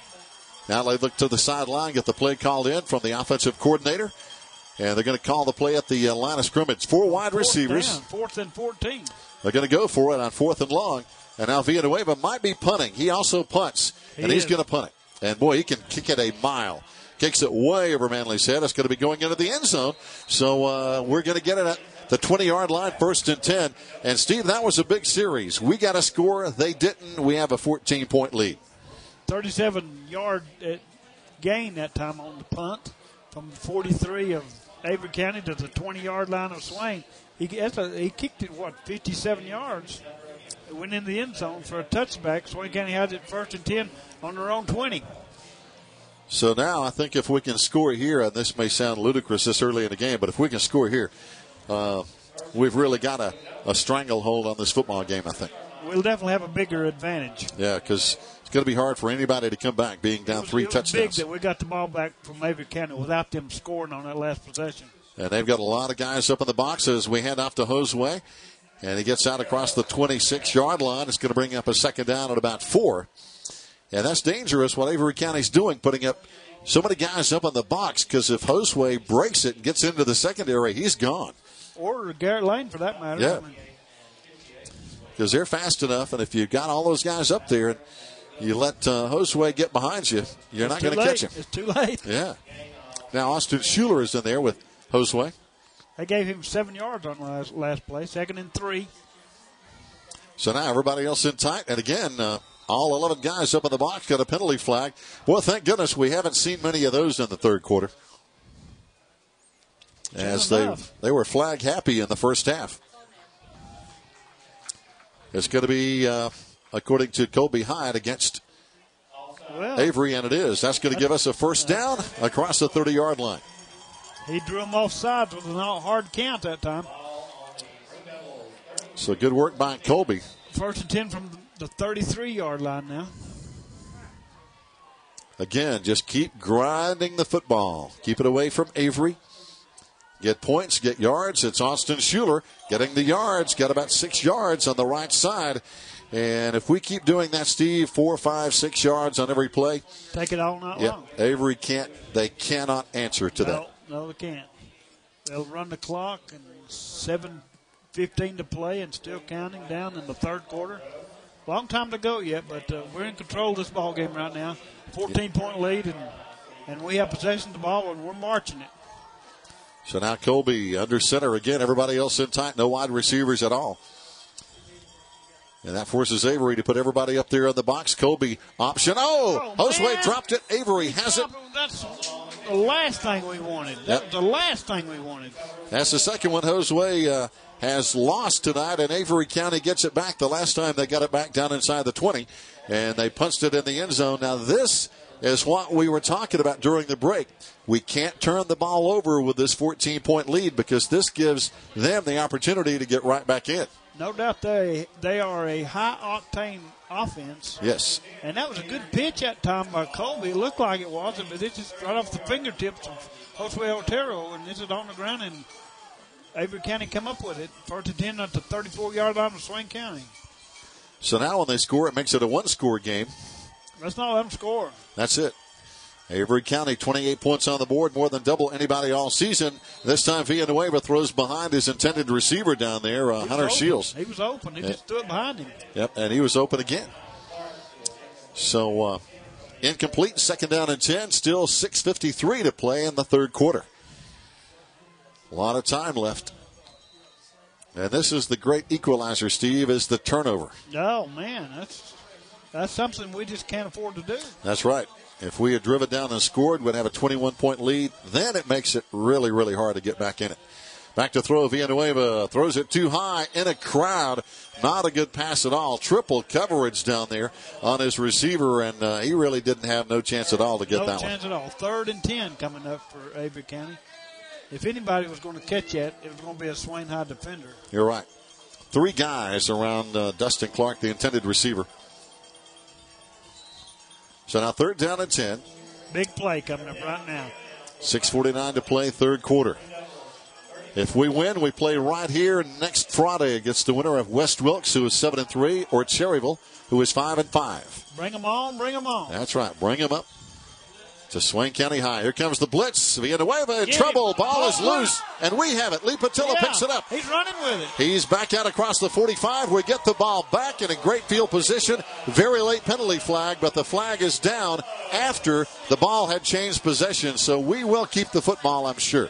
During the run back on the fumble recovery by Lee Patilla, a penalty flag had been thrown. But the flag came out after Lee was actually on the ground. Oh, we got another flag upfield here, Steve. Good grief. So 2 separate flags, I think. Look at me, look at me. I got a yellow flag in my pocket. Uh-oh, now it's on the ground. So now let's see how they're going to explain this. Okay, we got a block in the back by the Maroon Devils. I think we're going to keep the ball. We're just going to move it back down the field. And we don't see that's all. Another call.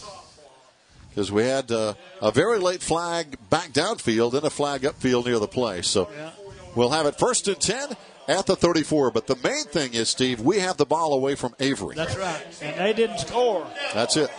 They could have made it a one-score football game if they had scored on that drive, but we got it back. That was a big turnover right there. That was huge. 1st and 10 from the 34-yard line. And Lee Patilla on the spot picked it up and ran it back. Here we go. 1st and 10, 6:38 to go, third quarter. Colby Hyatt will do nothing. Boy, he handed off, but that's as far as he got. Avery County was all over that play. Was that Garrett Lane? No, that was who took it? That was Austin Schuler. That was as far as he got, was getting the handoff. And right in the middle of the play was, looks like Aaron Williams, a big 6'1", 260-pound senior. Also there was 77, Brandon Huff, a 6'4", 260-pound senior. So they got some big boys up front. 2nd and 10 for Swain, huh? So Colby under center again, receivers left and right. And we hand off Josue in the secondary. Here he goes. And it's a foot race. And catch him. He's gone. He's off to the races. All the way in. Touchdown. And that's terrible. I don't see any flags either. Yep. And that's the problem that we were talking about, Steve. They had too many guys up in the box, and when Josue broke into the secondary, nobody was there. Nobody was there. He had to outrun that one guy, and he was pretty fast too, but Josue finally was able to lengthen the gap between them, and he took it all the way to the house. Oh, there's a penalty flag. After the play is over. Yep, that's going to be a celebration penalty. They said, yay for me, one too many times. Yep. So now 5:52 to play, and we lead 48-28 before the extra point. That flag was thrown in the first half because the player for Swain stuck one finger up in the air, like we're number one. And they threw too much celebration. What's the use in that anyway? That's about stupid. So now the officials still haven't. That'll be assessed on the kickoff again, won't it? Yes. They still haven't given us a signal, but I'm sure that's what it is. They're fixing to. Look at me, look at me. Yep, there's the call. Yep. So one thing about it, these officials are not making any fans on either side tonight. You look in the Smoky Mountain, in the Asheville paper tomorrow, and the Avery County will probably, in the paper, will probably have more penalty yards against them than we do against us. And we know that's not accurate. I don't know why they get that in the paper like that, but it's always like that. Yep. As a matter of fact, we have almost as many penalty yards as they have offensive yards. Yeah. Seriously. Before that, we've got 11 penalties, 135 yards. They have 164 yards total offense. Now for the point after, Evan Sneed kicks it up, and it's going to be good. So with 5:52 to play in the third quarter, despite officials and penalty flags, our Maroon Devils lead by 21. Stay tuned. We'll be right back. Fans, welcome back as our Maroon Devils lead 49-28. We'll check some more scores in just a minute, but Evan Sneed is ready to kick it off for the Maroon Devils here. And now they haven't assessed the penalties. The problem, though, Steve, the football is up at the 40-yard line, and they haven't done anything. They're going to take it back 15 yards because we hollered yay for me too many times. Yeah. All right, while they assess the penalty, let me give you some scores here. All right, at halftime, Burns is all over Tuscola 28-6. Sun Valley leads Reynolds 28-9. Smoky Mountain leads Bunker Hill 21-13. Robbinsville leads Union 27-6. Asheville leads Enka 34-11. Mitchell leads East Wilkes 19-0. Andrews leads North Stokes 14-13. Lincoln leads Brevard 28-7. Hendersonville leads Bessemer City 14-7. So those are some halftime scores on the scoreboard, and now we back it up to the 25, and Steve will kick it off again. Last time we did this, they ran it all the way back. Let's not let them do that again. That's right. And now we have a penalty flag. We're offside. We're going to have to back up 5 more yards. Oh, gosh. We're going to be kicking from the concession stand in a minute. Holy cow. If that guy from Robbinsville's got anything to do with it, I guarantee you we will. Yeah. Hunter Huss, by the way, is losing to Franklin. Franklin 14, Hunter Huss 0.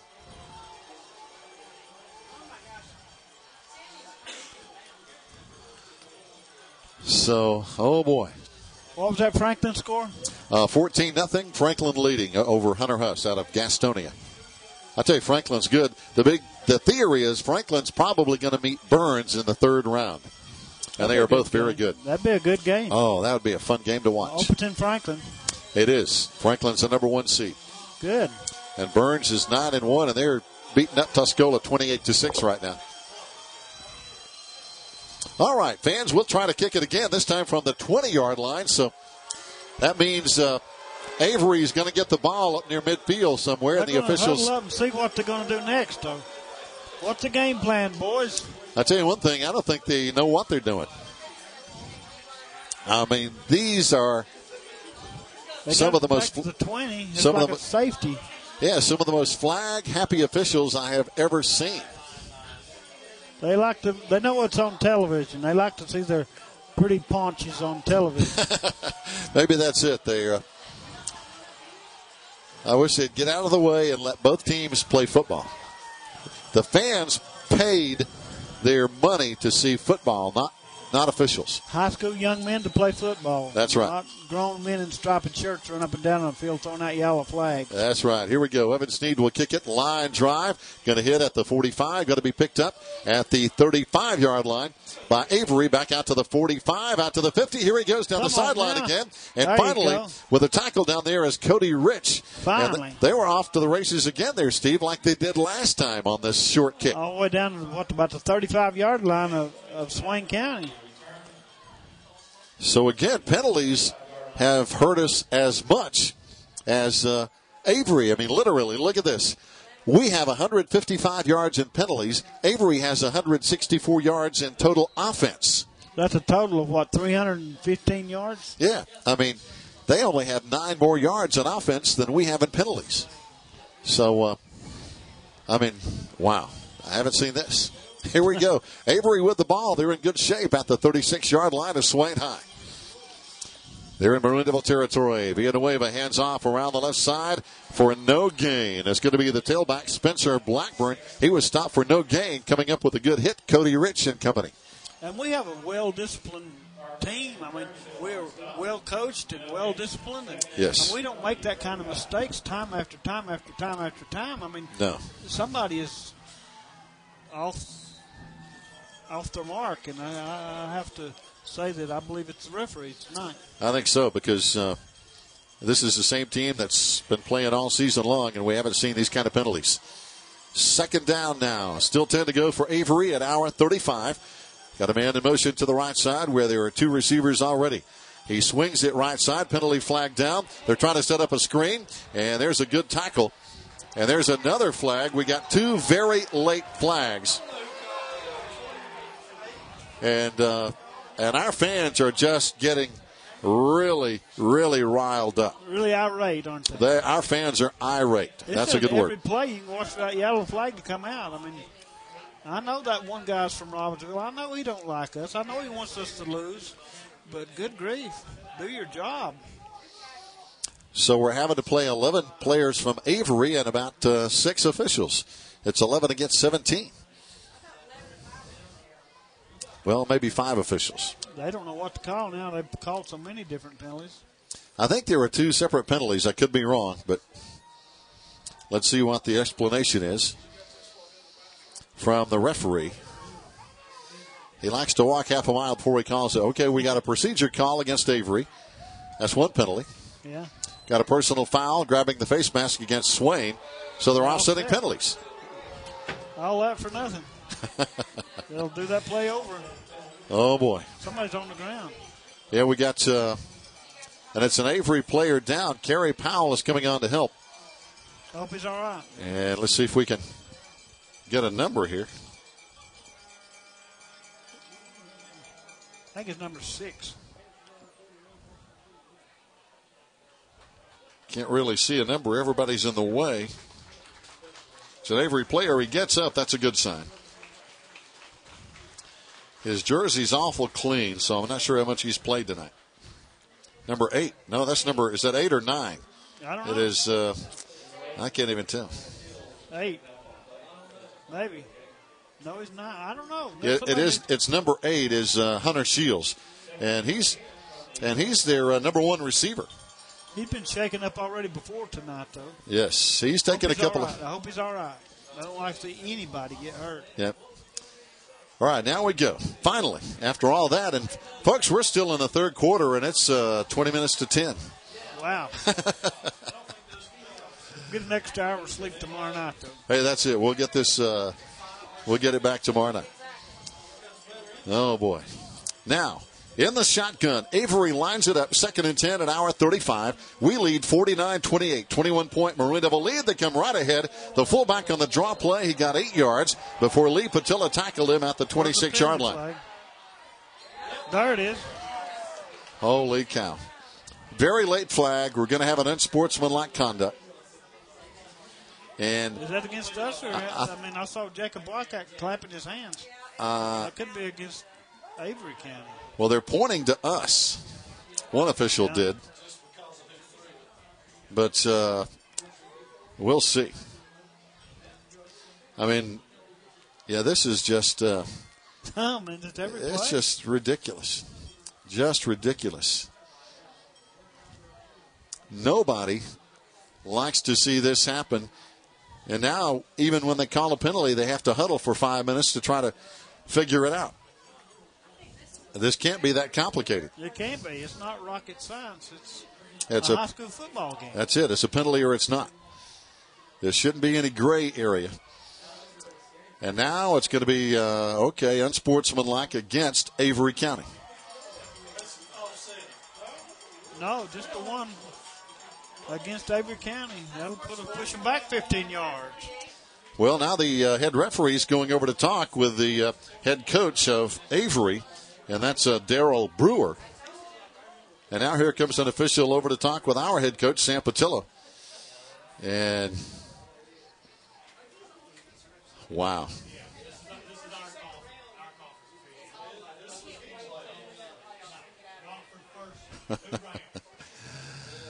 Oh, boy. Fans hate to be critical of the officials, but they deserve criticism tonight.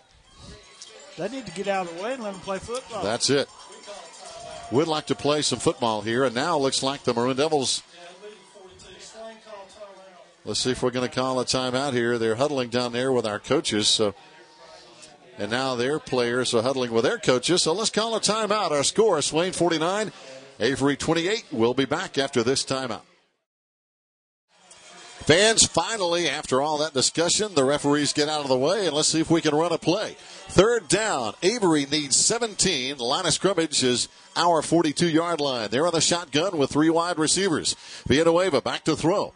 Down the right side, off the hands of his receiver, Tyler Postgrove. Incomplete. It's going to bring up 4th down now. Good coverage down there by the Maroon Devils, C.J. Shepard and Drew Husky. Excellent coverage, and no penalty flags on the play. Wow, we might even get the third quarter finished here before midnight if we're lucky. If we're lucky. 4th down and 17 from the Swain County 42-yard line. Oh, boy. The punter going to go for it. Are they going to go for it on 4th down? I really think they need to. I mean, if they want a chance to stay in this game down by 21, they've got to make something happen in a hurry because... So this is a big play right now, 4th down. Well, now the quarterback is getting in punt formation, but, I mean, I can't believe he's actually going to punt it, but they do. End over end punt. Matthew takes it at the 17. Back out to the 25. Out to the 30. Out to the 35. Breaks the tackle. 40, 45, 50. Out to the 45, 40. Got a block. Wildcat out in front of him. Gets a block. Cuts back inside. He's going to take it all the way, and there's another penalty flag. Another penalty flag. Oh, he's all the way back for a touchdown to Matthew Manley. And it's a 13-yard line. They finally threw a penalty flag. And I think what they're going to do, they're going to call that on 75, I think, Jacob Wildcat, because I think they're going to say the guy turned sideways that he was trying to block. You can see Jacob pleading with the official, and that's what they're going to call. They apparently said the guy turned sideways, and he blocked him in the back. It just wouldn't be a Matt Manley run back unless there's a penalty flag on it. So that is the 4th punt return in 2 games by Matt Manley for touchdowns that have been wiped out by penalties. All of them. That's unbelievable. That's ridiculous. I mean, what are the odds of that ever happening? Yeah. I mean, that's got to be some kind of a record. 4 punt returns in 2 games wiped out by penalties. I think it's a conspiracy. That's it. It's like Mel Gibson, the conspiracy theory. Yeah, that's our theory, and I'm sticking to it. But, I mean, I've never seen four touchdowns wiped out in 2 games by penalties, all returned by the same player. Again, that's got to be a record. They probably don't keep those kind of stats, but that's an amazing stat. Ball spotted on the 23-yard line of Avery County. And for the first time tonight, Garrett Lane is stopped for a short gain of about 2 yards at the 21-yard line. Maybe got 3 yards. Bring up second and about 8. Wow. I mean, our poor clock operators, Jim Jarrett and Steve Cooper down there, they got to be going crazy trying to keep up with all this. It's been a mess. Yeah, when do I stop the clock? When do I start it? Ball squarely on the 20-yard line. Second down and 7. I know one thing. These officials better get out of town. Quickly. No, that's not true. I mean, we talk like that, but they're very safe, I promise. So now we run straight ahead as Colby Hyatt hands off. And running down to near the 16-yard line is going to be Josue, looks like. And he didn't get enough for the first down. We need about another yard and a half. Going to bring up third down, and we'll call it 2. He gained 5. Yep. Third down and 2. Now coming out of the lineup is going to be Tristan Waddy. And we bring new faces in from time to time. 2.5 minutes to play in the third quarter. Jeff Marr calls the play in from the sideline now. Jared Turbyfield lines up tight on the left side. And coming in on the right side is going to be Drew Husky lining up. What else is new? Another penalty flag. We keep going. We're going to have more penalty yards than Avery has offensive yards. It's running neck and neck right now. It's getting close. Now, our Maroon Devils, I got to tell you, Steve, 51 plays, 425 yards. That's good. That's getting Offside it done. Against Avery. Yeehaw. That would give us a first down. So now Avery has 8 penalties for 79 yards. We have 14 penalties for 165 yards. My goodness. That's not counting the ones that are Wow. brought back the touchdowns. Yeah. I mean, Avery has only 7 more yards on offense than we have in penalties. Lee Patillo in motion now on first down and 10. Colby High throwing down the middle, wide open, touchdown. There he is, the tight end, Jared Turbyfield. Oh, wow, he's tickled with that one, ain't he? Hey, that was great, and he was wide open. He was wide open. I haven't seen that play all year, though. No. And you know, the teams down the road in the playoffs are going to be watching when Jared comes in. Good. They need to. He's a good athlete, good football player. Lined up tight and got him in the end zone wide open. Now for the point after with 2:02 to play. That puts us at 55. Still got to do the PAT. Manley will hold. A lot of scoring tonight. Evan Sneed for the point after, and he boots it up. Looks like he has it good, and it is. So now the Maroon Devils with a comfortable lead, 56-28 over Avery County. 2 minutes to play in the third quarter. We'll be right back. Vance Evan Sneed ready to boot it back to the Vikings of Avery High School. He kicks it down the right side. Going to be taken on the run at the 12-yard line. The Vikings back out across the 25. Bringing it back is going to be Spencer Blackburn, number 28. Nice return out to the 32-yard line where Lee Patillo is there on the tackle. Also Donald Dixon helping out on the stop. And also 43, Josue Otero on the kickoff team. And no penalty flags. Wow. It'd make me happy, Steve, if we didn't see one the rest of the night. Me too. First and 10 Avery from their own 37-yard line. I think we've got them right where we want them with a 28-point lead. It's going to be We've doubled them up. Going to be hard to come back now. They can still score, but I don't think they're going to have enough time to score enough points. No, I don't think so. 56-28. We have a 28-point lead. That's 4 touchdowns, and I'm not sure they'll see the ball that many times unless we turn it over. That's the only way. That's a big equalizer. Villanueva out of the swing, hits his, fumble. The fumble out of the fullback's hands, and it's going to be picked up by Cody Rich. It should be our ball. I think he stepped out of bounds at the 41-yard line, and that pretty much, I think that's going to nail the coffin shut, Steve. Well, we're still in the third quarter. A long time to go yet. The fat lady's not even started warming up her windpipes yet, so it's a long time to go. We got the 28-point lead and the football. But let's not count our chickens before they hatch. Not quite yet. So our players are celebrating. I'm surprised we don't see another penalty. Me too. If it scored a touchdown, there would have been one. I know. That makes no sense whatsoever. No. So now we have the football back, 1:45 to play. We're still in the third quarter, fans. That's right. We haven't made it to the fourth quarter yet. I know it's almost 10 o'clock, but we're still in the third quarter thanks to a total of 22 penalties tonight for both teams. Here's Lane, bangs into his line, then bangs outside, out to the 33-yard line. Picks up 7, going to bring up 2nd down and 3 for Garrett Lane. The more I see Garrett Lane, the more impressed I am by him. I mean, he's really a tremendous athlete, a good running back, and he's just a junior. We want to have him back again next year. 5'6", 165-pounder, not a big kid, but quick feet. And you're right, we have so many good juniors coming back next year. He's tough as a pine knot, too. So we're going to lose Austin Schuler and Colby Hyatt out of the backfield. But, of course, we have Josue and Garrett coming back. And the theory is Matt Manley will be the quarterback. So a lot of good players coming back. We'll see. Dakota Brown will be in there, too. Yes. He'll be in the mix. In motion is going to be Lee Patillo. We toss to the left side. Lee blocking out there. Josue right behind him. And he may score down the sideline in. Maroon Devils. And if it ain't over now, I'm going to the house. 61, I think. 62 right now.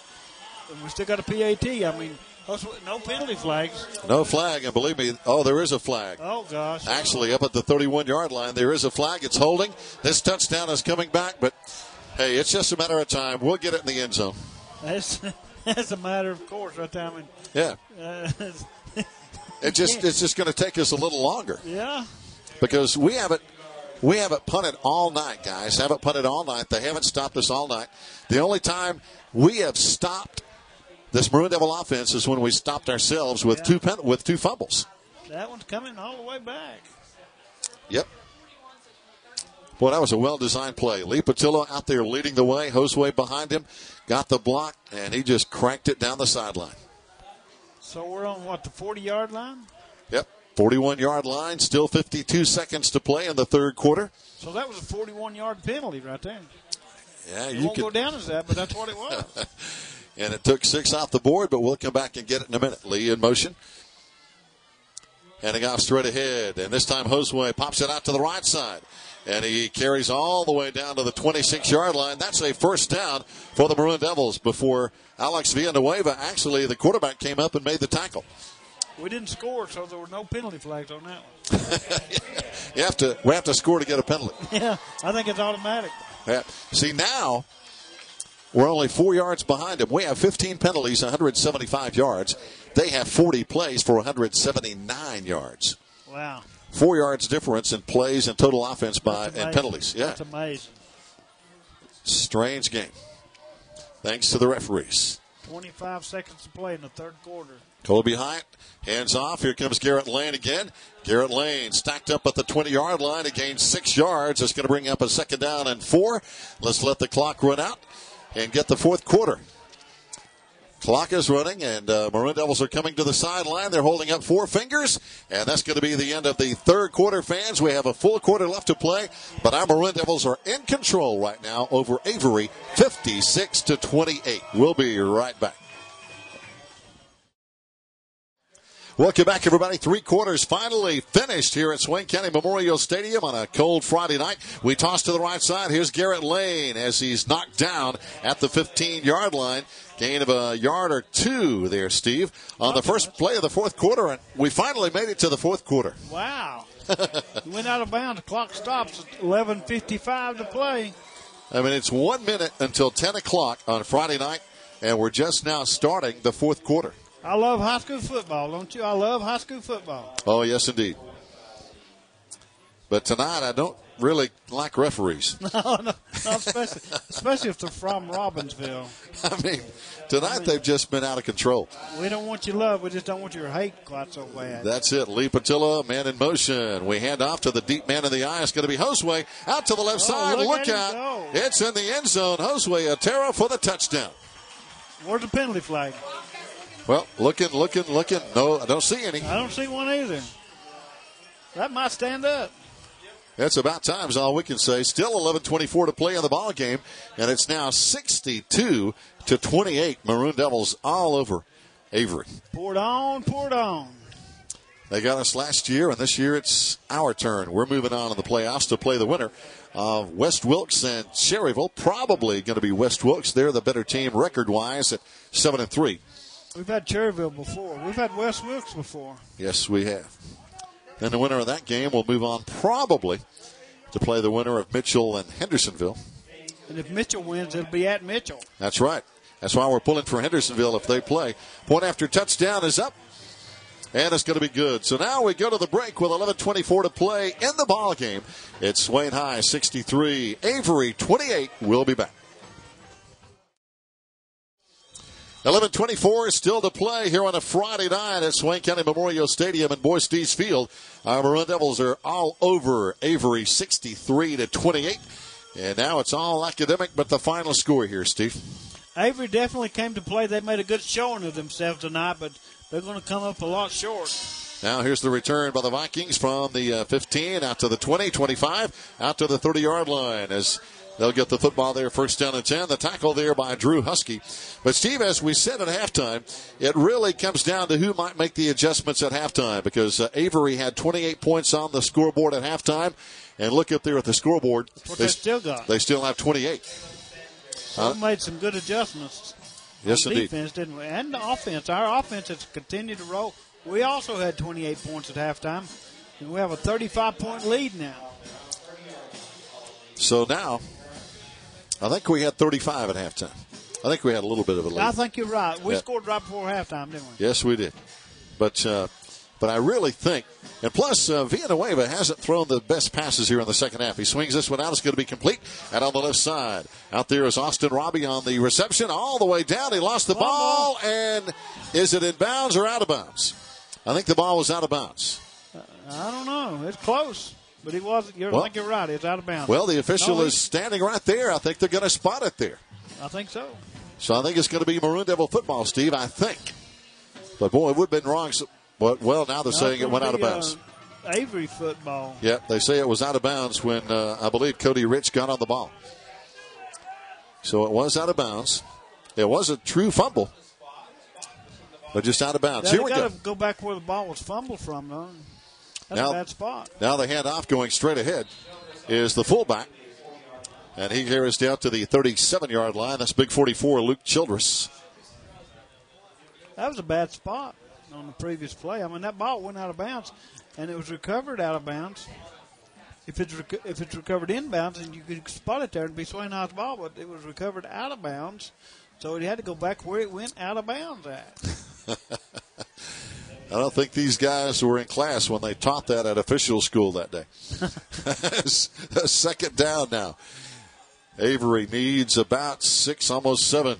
Villanueva throwing down the side, got a man wide open. Oh, no, and cutting inside on Cody Rich was big number 9, Dustin Clark, the 6'2 receiver.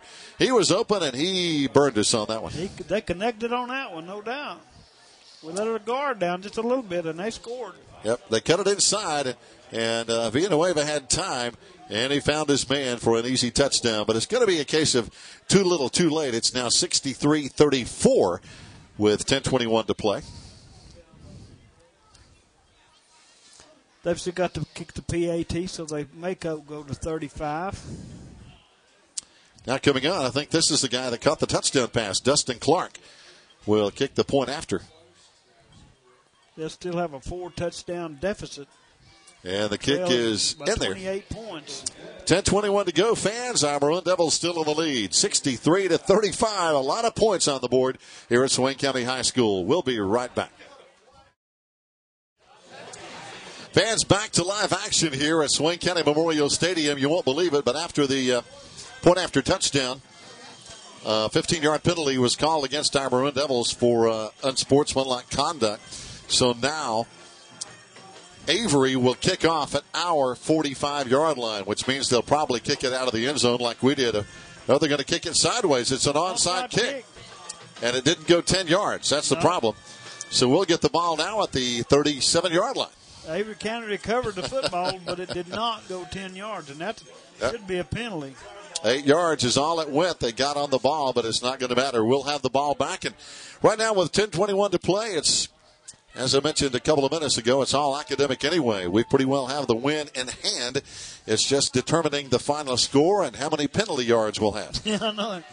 So now we have 190 penalty yards on 16 penalties. I've never heard of that before. I've never heard of that many penalty yards. Well, we're going to go over 200 yards. Yeah. Oh, yeah. You think that'll be in the paper tomorrow? Hey, well, I don't think we're going to get in the paper now, Steve, because this ball game is going to be over too late because the Asheville Citizen has about a 9 o'clock deadline. Yeah, you're right on that. So, anyway, they call timeout on the field. We'll take a break as well. It's 63-35. Maroon Devils in the lead. We'll be right back. All right, fans, here we go.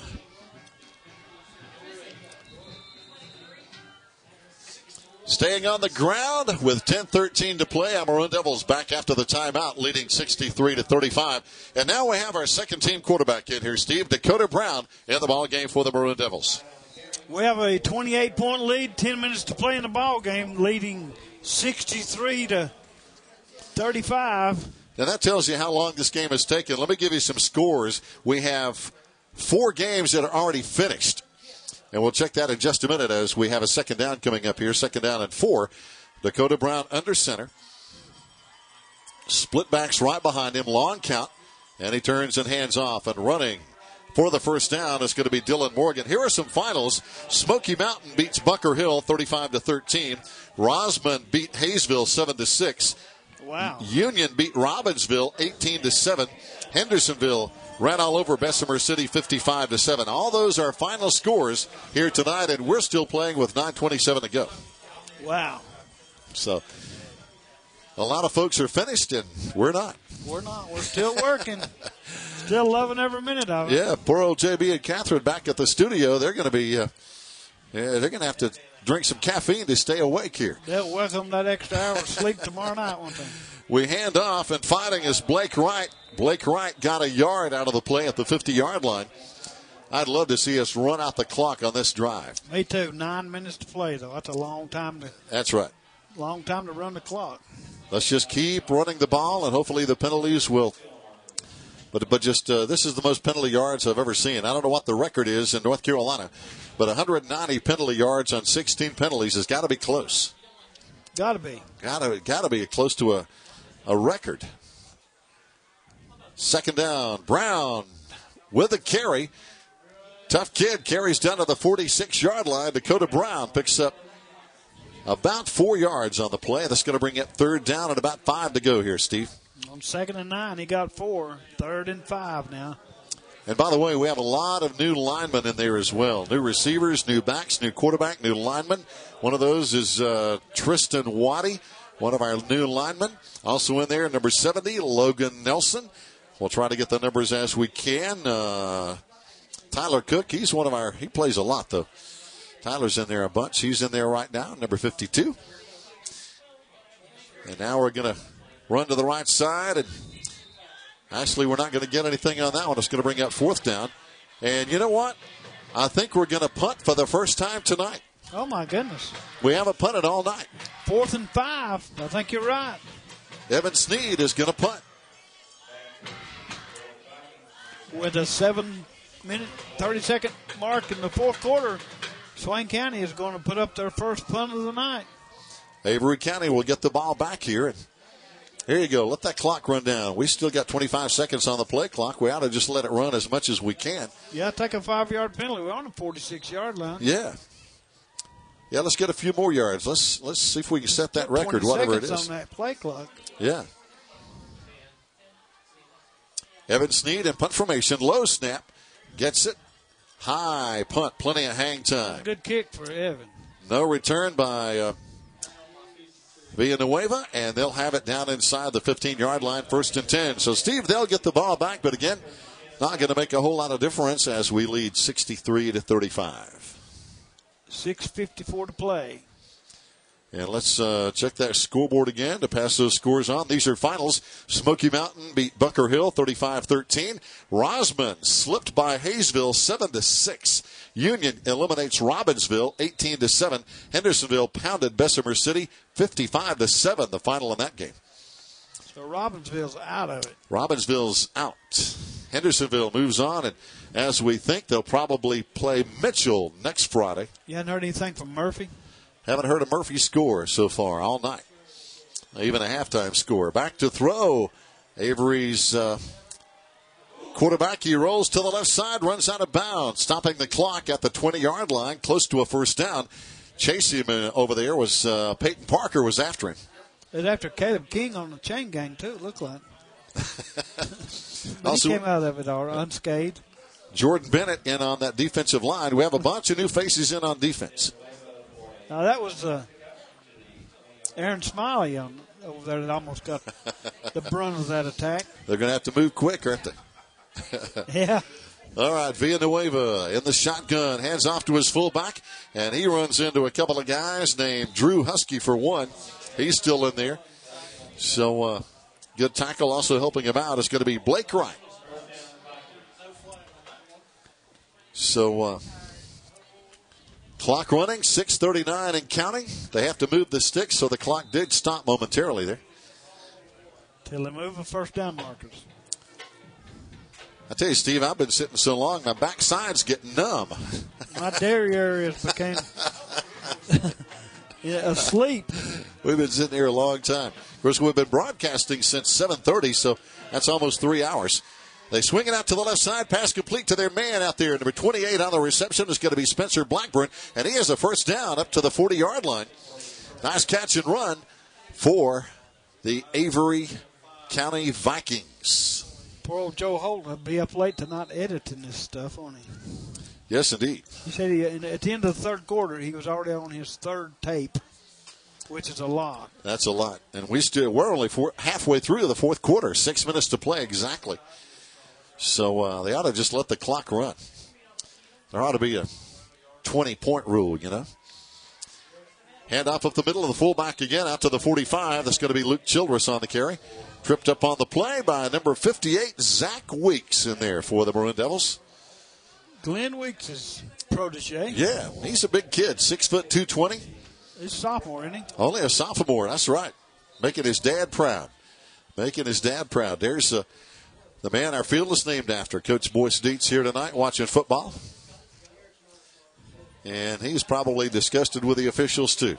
Yeah. Back to throw, Villanueva. He's going to run. He's a very good runner. He has the first down, knocked out of bounds at the 50-yard line. And they'll have a 1st and 10 with 5:15 to play. Talked to Joe Benny before the game, and he said Heath Schuler and Benji Schuler both watched the game last week live on the internet. That's a great thing. Really enjoyed it. That's a great thing. And it's a shame the North Carolina High School Athletic Association won't let us stream live for the playoffs, but they won't. It's not allowed. That's a no-no. So we're supposed to play by the rules, and I guess that means we can't stream live video anymore this year. That's too bad. That's really too bad. It's great for the fans, especially those from out of town. Get him. There's Villanueva running. He's still going. We didn't get him down, and he's finally tackled down at the 40-yard line. Good open field tackle down there by Lewis Saley. Lewis Saley, first time we called his name tonight. Yeah, good tackle. He's a good player. Yes, he is. Only a junior? No penalty flags, was there? No flag. We may not go over 200 yards. Of course, penalty yardage. They don't call them against their offense. They only have 8 penalties, 79 yards. We have 16 penalties, 190 yards. Wow. One more 10-yarder and it'll be 200. Yeah, and we still have 510 yards of offense. So if you add that together, that's 700 yards, Steve. That's a lot. That's a lot. Well, of course, we got 63 points. That's a lot of points and a lot of yards. Here's a little fake play. They hand off to the fullback. He spins, broke a couple of tackles. These guys up. We can't just roll off every tackler. Yep. He made a good run on that one. Finally bringing him down. Lewis Saley down there again, helping out on the tackle. 47.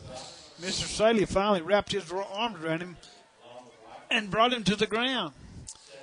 Roll, Second clock, and roll. 1. 4:20 to play. A lot of our fans have gone home, as you might guess, because it's cold and it's late, and we lead by. Boy, Avery County didn't bring much of a crowd, did they? Not many folks making the drive down from Christmas Tree Land. They had maybe 100 people over there on their side. Yep. And off right side, And there's a good open field stop at the 30-yard line. This time, big 77, Jordan Bennett. He's a big boy, 6'2", 270-pound senior. Locked him up.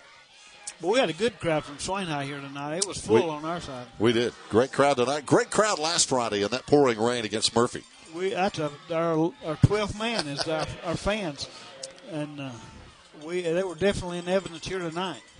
We'll be playing next Friday right here at Swain High against the winner of West Wilkes and Cherryville. West Wilkes 7-3 coming in. Cherryville 5-5. You've not heard a score on that? Not a score. And we probably won't since they're kind of out of our area, if you will. West Wilkes, a number 4 seed. Cherryville, a number 9 seed. And now the quarterback is going to run it for Avery. And we're going to chase him out of bounds finally. I think that was Matthew Manley kind of chased him out. 3:09 still to play on a 63-35 scoreboard. And Steve will be here next Friday night, you know. Looking forward to it. I'm looking forward to it a lot. Can't wait. Yeah, we had a heck of a first half. It was 35-28 at halftime. They have scored 7 in the second half. We have scored 28 points. There's your difference. And we could have had a lot more. We brought our second and third stringers in and late in this ball game. They played quite a bit here tonight. Yeah, we've had how many? 2 or 3, 4 touchdowns called back by penalties. There's a pass knocked down. Pass incomplete. Good defense here. Knocking it away is going to be Blake Wright. Good play. Very good play. Good defense by Blake Wright.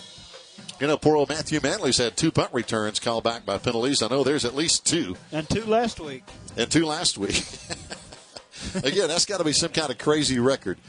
1 player, 4 touchdowns, all wiped out by penalties on punt returns. That's amazing. Yeah, I could kind of see it if it was rushing maybe, but punt returns. Villanueva throws, got his man out on the right side. It's going to be Dustin Clark, number 9, and he's tackled immediately. Good play out there. At the 20-yard line. There's Lewis Saley again. He's all over the place. Helping him out is going to be Donald Dixon. Donald, a junior, 5'8", 190. He's got to be kin to Donnie Dixon, doesn't he? Hey, with a name like that, I'd say you're right. I'd say the odds Dixon are good. is a fellow commissioner with me on the Swain County. Fine man. Yes, indeed. And I tell you what, here comes the blitz. Villanueva steps up, runs, and we're going to wrap him up at the 14-yard line. Down there on the tackle again is going to be Donald Dixon. He must have heard you talking about him, Steve. He said, I got to make Dad proud. Creeping up on 2 minutes to play in the ball game. Well, I love to win, but I'll be glad when this one's over. I mean, it's been quite an adventure here this afternoon. I mean, high school football is great, but when the officials make a mockery of things. They did tonight, no doubt. They definitely did. It just takes a lot away from the game. And I don't usually say much about the officials, but wow. Down the middle, pass complete. No, he dropped it. Pass intended for number 9, Dustin Clark. He did not hang on. There was a lick he took, and he dropped it. He did drop it. He had the ball, but Lewis Saley put the lick to him, and he dropped the ball. Stops the clock. 53 to play. It's a long ride back up to Avery County. 2nd and 10 from the 14-yard line. So they'll be practicing basketball next week. Good for them. They knocked us out last year, so Villanueva on the carry out to the 10-yard line. It's a long way back to Avery County. It is. I tell you, that's pretty country. Beautiful country up there. The only black spot in the whole area is Appalachian State. I had to say that in honor of Toby Burrell.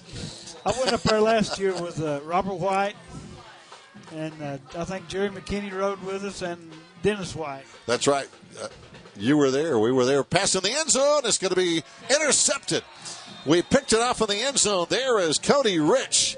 And Villanueva floated it up there again, and Rich picked it off. He did just float it up there. A lot of his passes have, like you said before, have a lot of air in them. They do. And you can make a major adjustment while they're in the air, and that's what Cody Rich did.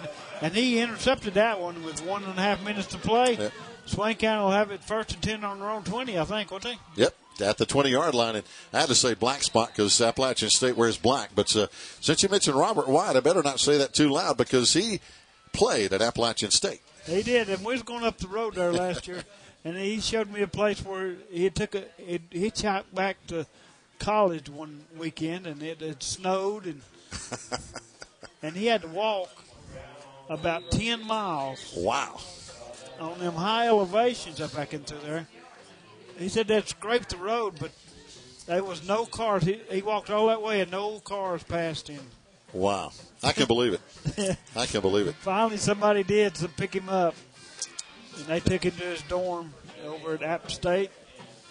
But that was a long ways he had to walk. Especially in the cold. But I tell you what, that's what they say about Boone. The only thing that separates Boone from the North Pole is a barbed wire fence. Oh, no kidding. So that's what I hear. This could be the final play of the game, folks. We're having fun, and now we're going to let the clock run down. We're going to take a snap. We're going to hit a knee, and that's going to wind it up here as it's a 63-35 final score. We might have to snap it one more time, but the clock is running down, and, Steve, it's all over but the final seconds here tonight. Down to 20 seconds and still counting. Now we're going to run off the field. That's going to wind it up, and, Steve, I hope Joe didn't run out of tape as he's videotaping tonight for playback on Monday on Cable Channel 5. We appreciate everybody at WBHN. They can go home now, and all the sponsors on the radio station have gotten a lot of ads tonight because we've had a lot of points. Our final score, yes, indeed, 63-35. We'll be back here next Friday playing the winner of West Wilkes and Cherryville. Gary Ayers for Steve Moon saying good night, everybody.